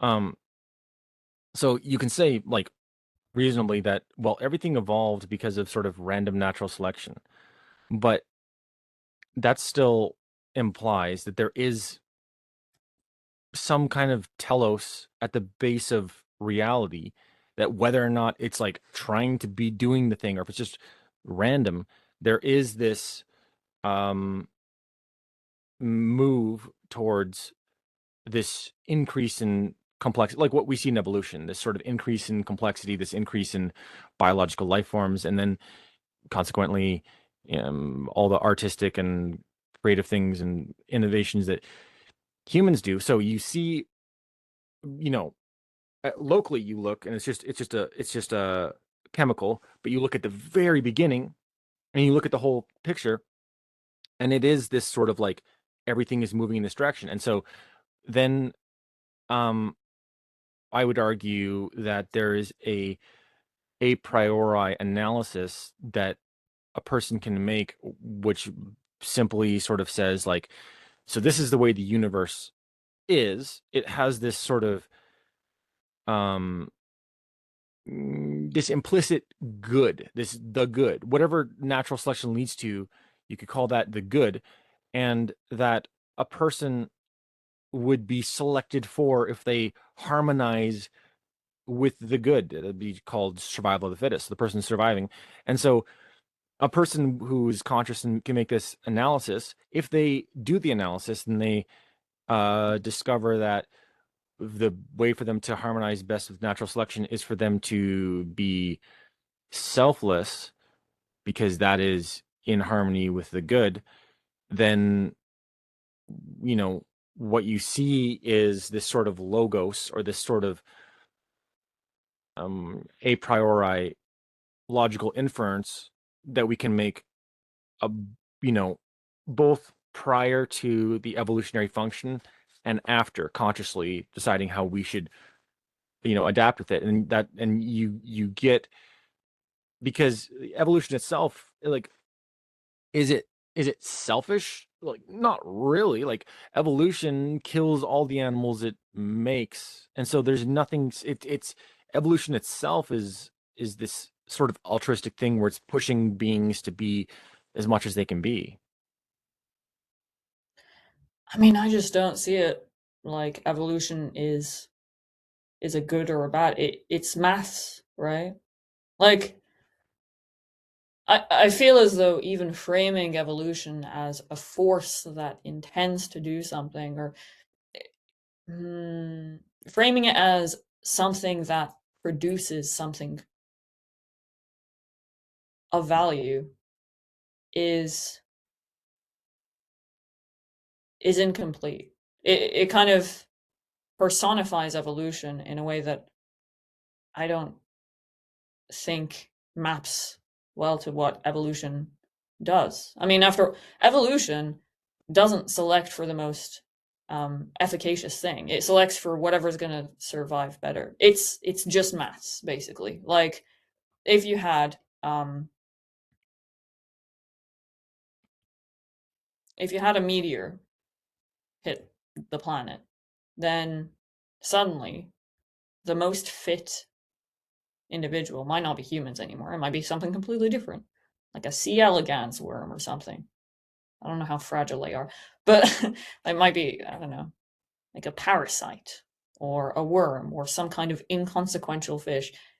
This is not evolution directing anything. It's that fish are incidentally more capable of adapting to the environment that has just been created.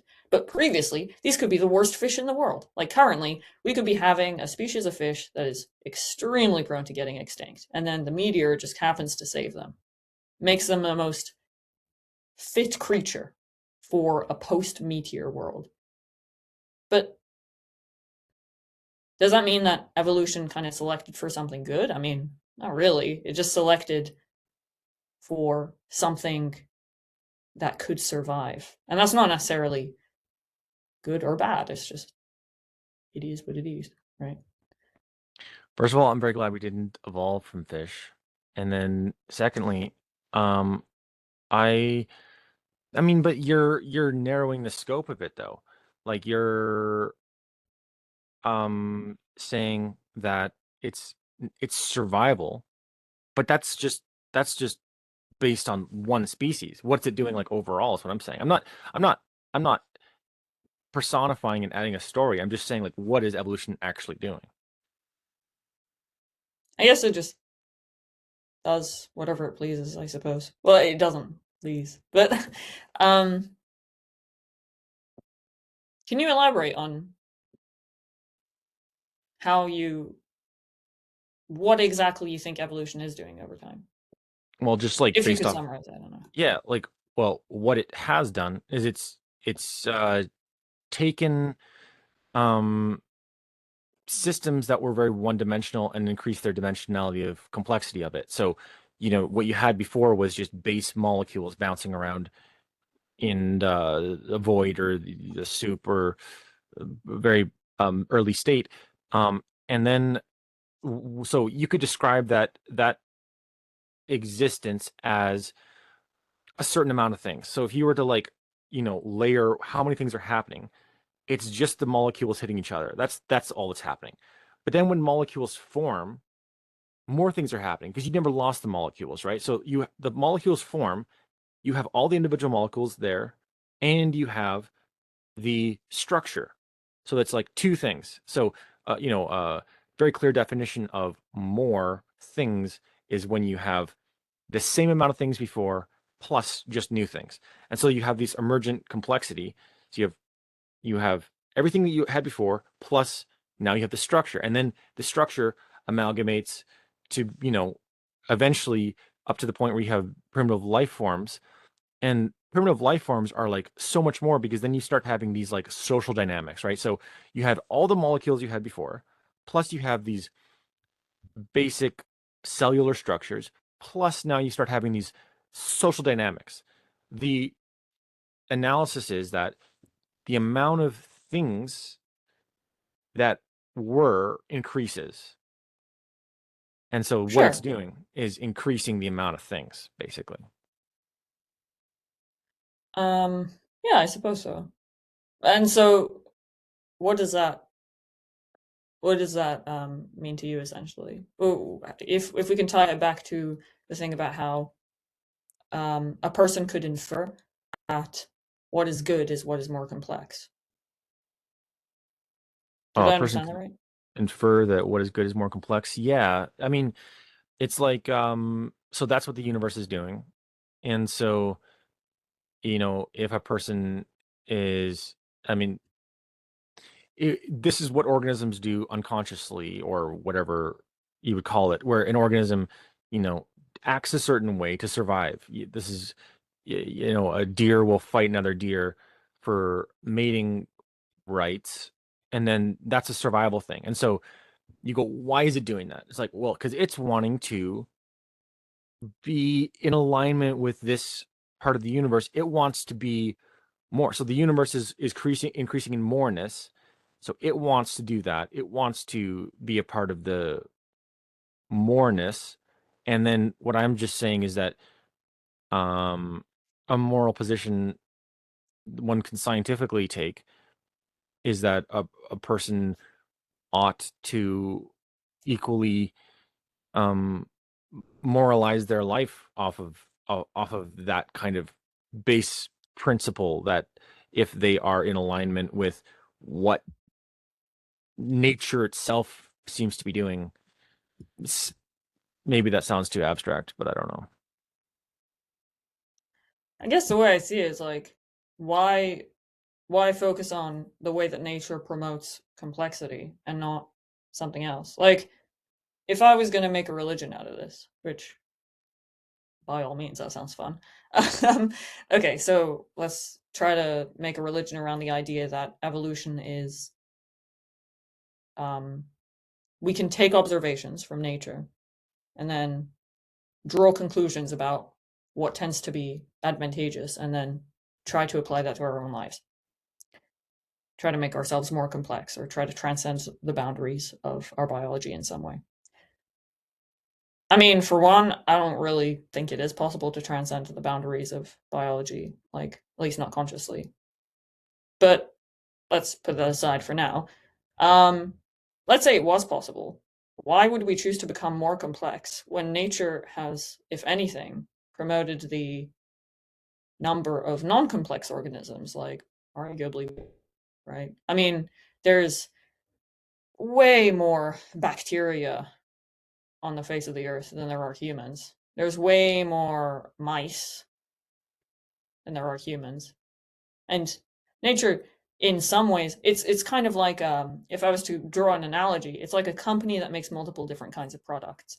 You're it's like um as if Nvidia was making some GPUs that were like super cool and really like strong in compute, and then it also just keeps making the same ones that it did like 200 years ago. Like, is one better than the other? Well, in some ways, the one that survived for 200 years that Nvidia is still producing, that would be really cool, right? The fact that this thing has managed to survive for way longer, it feels like proof that the simple thing is better. But then at the same time, you could be like, oh, but it keeps this company, Evolution, keeps making new products that are better and cooler, and so we should be chasing that, the next level of complexity up. But I mean, I'm I would struggle to advertise the religion of complexity because I'm like, well, you could equally advertise the alternative, which is return to protoplasmic jellies, right?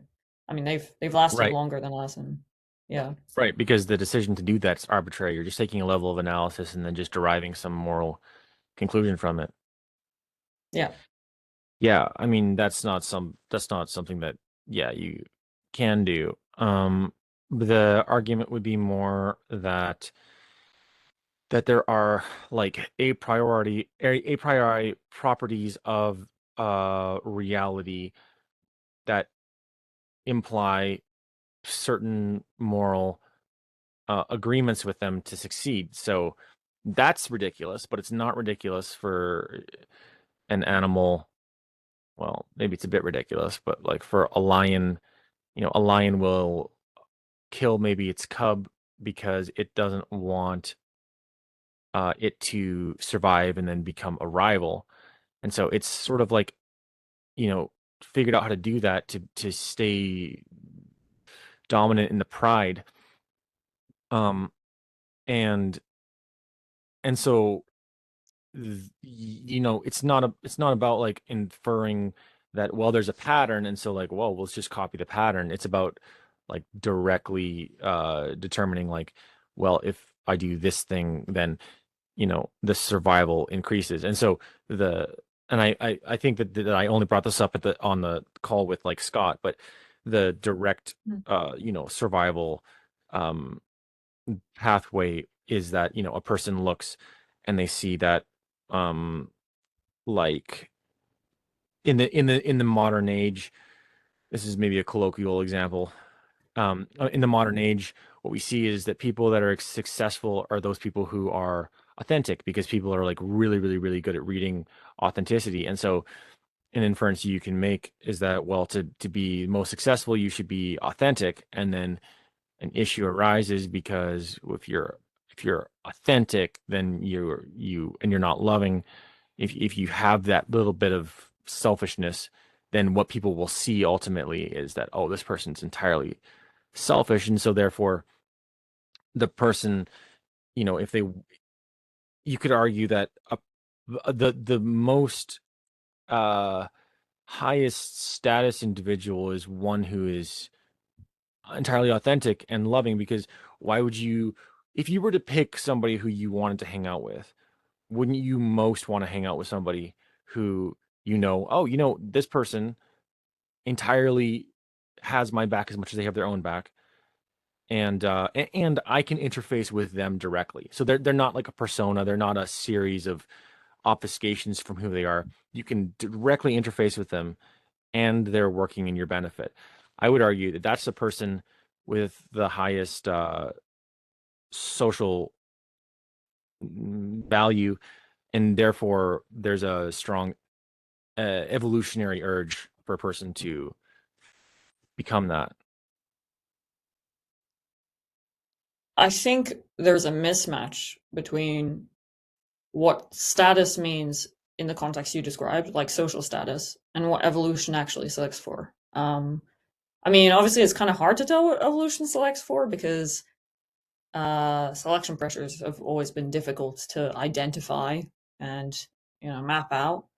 It's difficult to understand what kinds of people are out there and what kinds of people survive better than others. But I mean, just to tackle this assumption that like the nicest person is necessarily the one that's going to be evolutionarily selected for. I mean, it doesn't seem that way, right? It seems like the people with the most social capital now, and I'm defining social capital not necessarily in the sense that like people have a net positive opinion of them, but more that they have influence, they have power, and therefore have more agency, um, more evolutionary control, if you will. Like those people don't seem nice, actually. Like they don't seem like super nice, authentic people. I mean, I don't want to I don't want to dislike people in particular because I don't know them, right? But I can turn on the TV and spot like 10 people who are richer than me, who I think are like far less nice than the nicest person I know. And I'm like, oh, well, why is it that they're successful and the nicest person I know is like doing pretty poorly?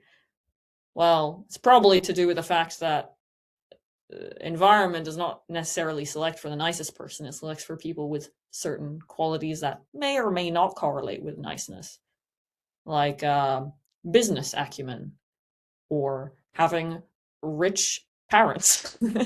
Like it's it seems like you're saying on one hand that altruism is selected for, and I think I agree. Like on a population wide scale, it seems that more cooperative like cooperation in many scenarios leads to better pooling of resources, better capacity to build things, um, better capacity to like coordinate actions like militaries or whatever.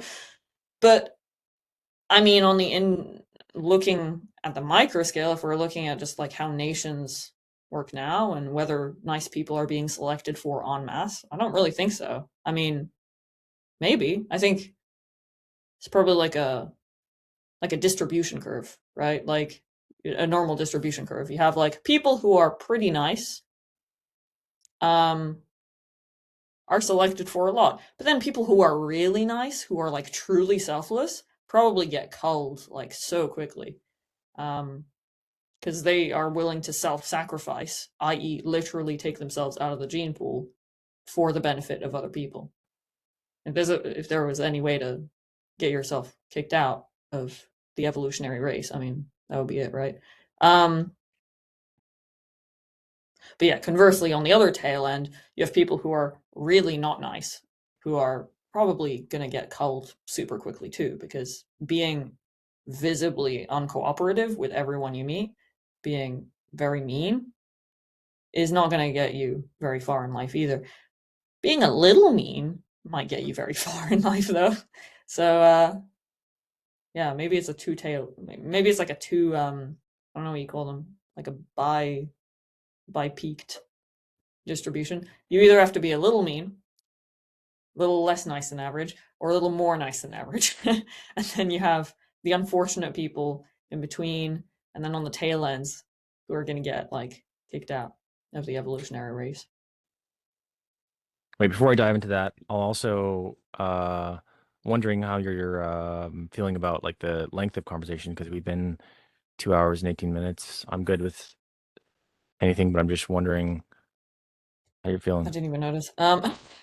I'll do like I'll do another 10 minutes. It's probably getting close to dinner time anyway. The caffeine is hit, so I think I lost track of time. But yeah, I'll do like another 10, 20 minutes to wrap this up, and then All you right. guys should probably get on. Sounds good. So you said that the last thing you said was like the person who is very, very selfless would get themselves out of the natural selection pool because they would self-sacrifice, but I don't think that's necessarily what would happen. So the person who is selfless might uh sacrifice other people. So if they, if they know they're selfless and that they're doing best for humanity and they see people who are not, why would they sacrifice themselves for other people who are going to do damage to humanity when they themselves are not? There's like this person would have the strongest survival instinct because they're like if they have this perspective that they want to do what's best for humanity and they're doing it, they should conclude that they should be one of the priority people to keep alive. Um, um, oh yeah, the other thing is that historically uh this attribute of selflessness, I would say, was only selected for kind of like in pockets of whichever tribe or nation was able to, defeat the other nation. So really, ultimately, there's something like, the most fearsome one kind of wins. I just think that there's actually a massive transformation shift that happens recently with the internet, where suddenly so in the past, if you had like a really maybe selfless person who was like helping everybody out, but he was stepping on other people's toes, they could just eliminate that person. But now with the internet, that happens. People talk about it. People, you can't really just kill ideas as much. And so um, it seems like the level of connection that we have now is making us approach this ideal. We see right now lots of social pushes for certain adjustments. Society doesn't like one thing. Everybody's talking about it. Everybody's sort of like, addressing it. Let's change this thing. And it's starting at big things, but I imagine once we sort of start solving all the big issues, it's going to start moving to personal, like, well, this person has all this money, he's not helping other people. I I would see society moving in a place where, and I think it already kind of does, where really rich people who are kind of psychopathic get socially shunned, which is actually as a human more important than wealth. Wealth is secondary to your social position because there's nothing you can do with money if you have if like there's nobody who wants to be with you or anything. I mean, there's a lot to unpack here. Damn. Um, I guess the first point is it seems like what you're saying with like, well, a selfless person could act intelligently, right? They might still choose to not self-sacrifice willy-nilly. Um, but then the thing being selected for is not selflessness at all, it's intelligence, right? Like if we're saying that it's a selfless person will survive not on the merits of their selflessness, not because they happen to care about other people, but more so because they're intelligent enough to build an accurate world model and act accordingly, then we're saying intelligence is the thing that actually matters. It's not like being selfless confers evolutionary advantage. It's like a selflessness is a bonus if you are already intelligent. Like maybe. And even then, I'm not entirely convinced because you could easily say, well, what actually determines your social capital like, okay, fair. Like, it's important to be socially well liked, um, for most people in order to be happy, in order to have kids. Although it seems like people manage to have kids without being particularly nice anyway. So who knows? But like the the thing that actually matters is the ability to emulate or like imitate selfless people and not necessarily being selfless. You're the kind of person who genuinely likes other people and wants to help them and wants to be utilitarian, what have you. That doesn't necessarily do much for you unless you're intelligent enough to know what to do. And even if you're intelligent enough, people might come in and be like, "Well, maybe you're not a selfless person because you didn't sacrifice yourself for my benefit." Right? And then separately, a person who is not selfless at all, who's actually quite selfish, could imitate selfless people, give the impression that they are actually very caring of others, and get the same exact social capital that a selfless person would have gotten, um, on the merits of their selflessness. And in fact, it might be better to be deceptive about, like, there's layers to this. The thing that I think is most selected for is not necessarily like, actually it's like a bunch of things. It's like selfless, sure, like that's probably one of the factors that determines whether or not you're going to survive, but it depends on the situation you're in. It depends on the economics of being nice versus not being nice.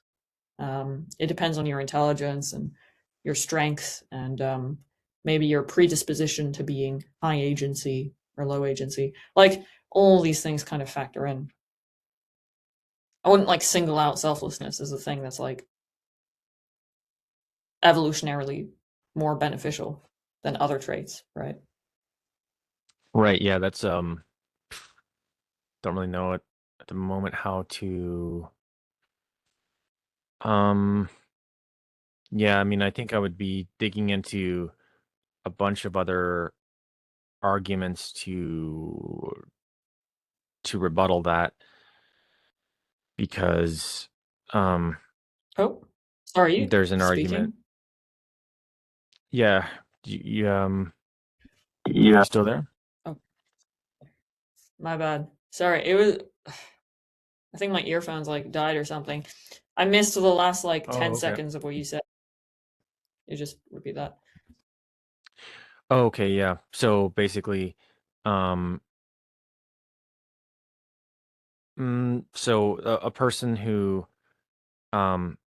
imitates can achieve all the benefits, like you're saying, of social position, except that, I mean, imitation, yeah, it works like pretty well lots of the time, but I don't know if the imitating a selfless person really would work all the way because you can basically mercuriously map your your own responses to mirror the responses of a selfless person. Somebody gives you a question or a problem, you pose it to the other person, you take their, you embody somebody else, but what you sort of can't do is as a selfish person pretending to be a selfless one, sort of dynamically map out the territory or like,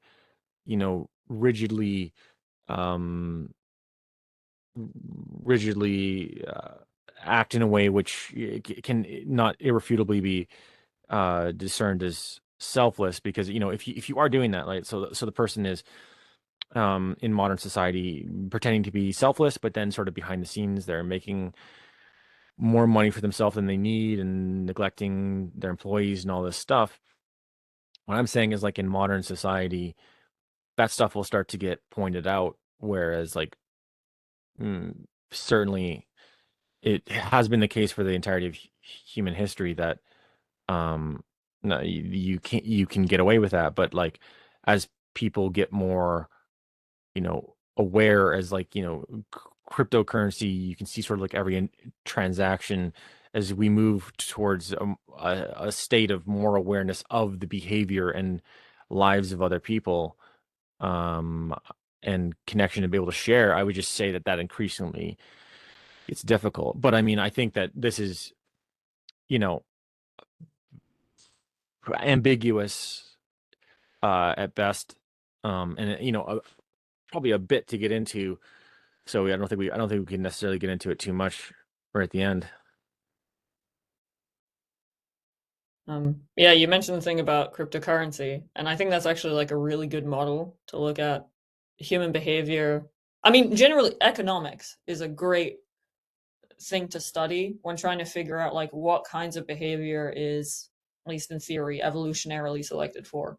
Because there is no financial instrument that works better if you're truly selfless, right? There's no like social media platform that's going to benefit you more if you're truly selfless. At least it's not going to be on the merits of you being truly selfless. It's going to be something. Anyway, yes, we could talk about this like for eons. I could drop like a million more takes, but I mean, got to cut it off at some point. So yeah, should we Yeah, call it? let's call it. Yeah, this was a really interesting discussion. Um, yeah, I'll end the recording right here.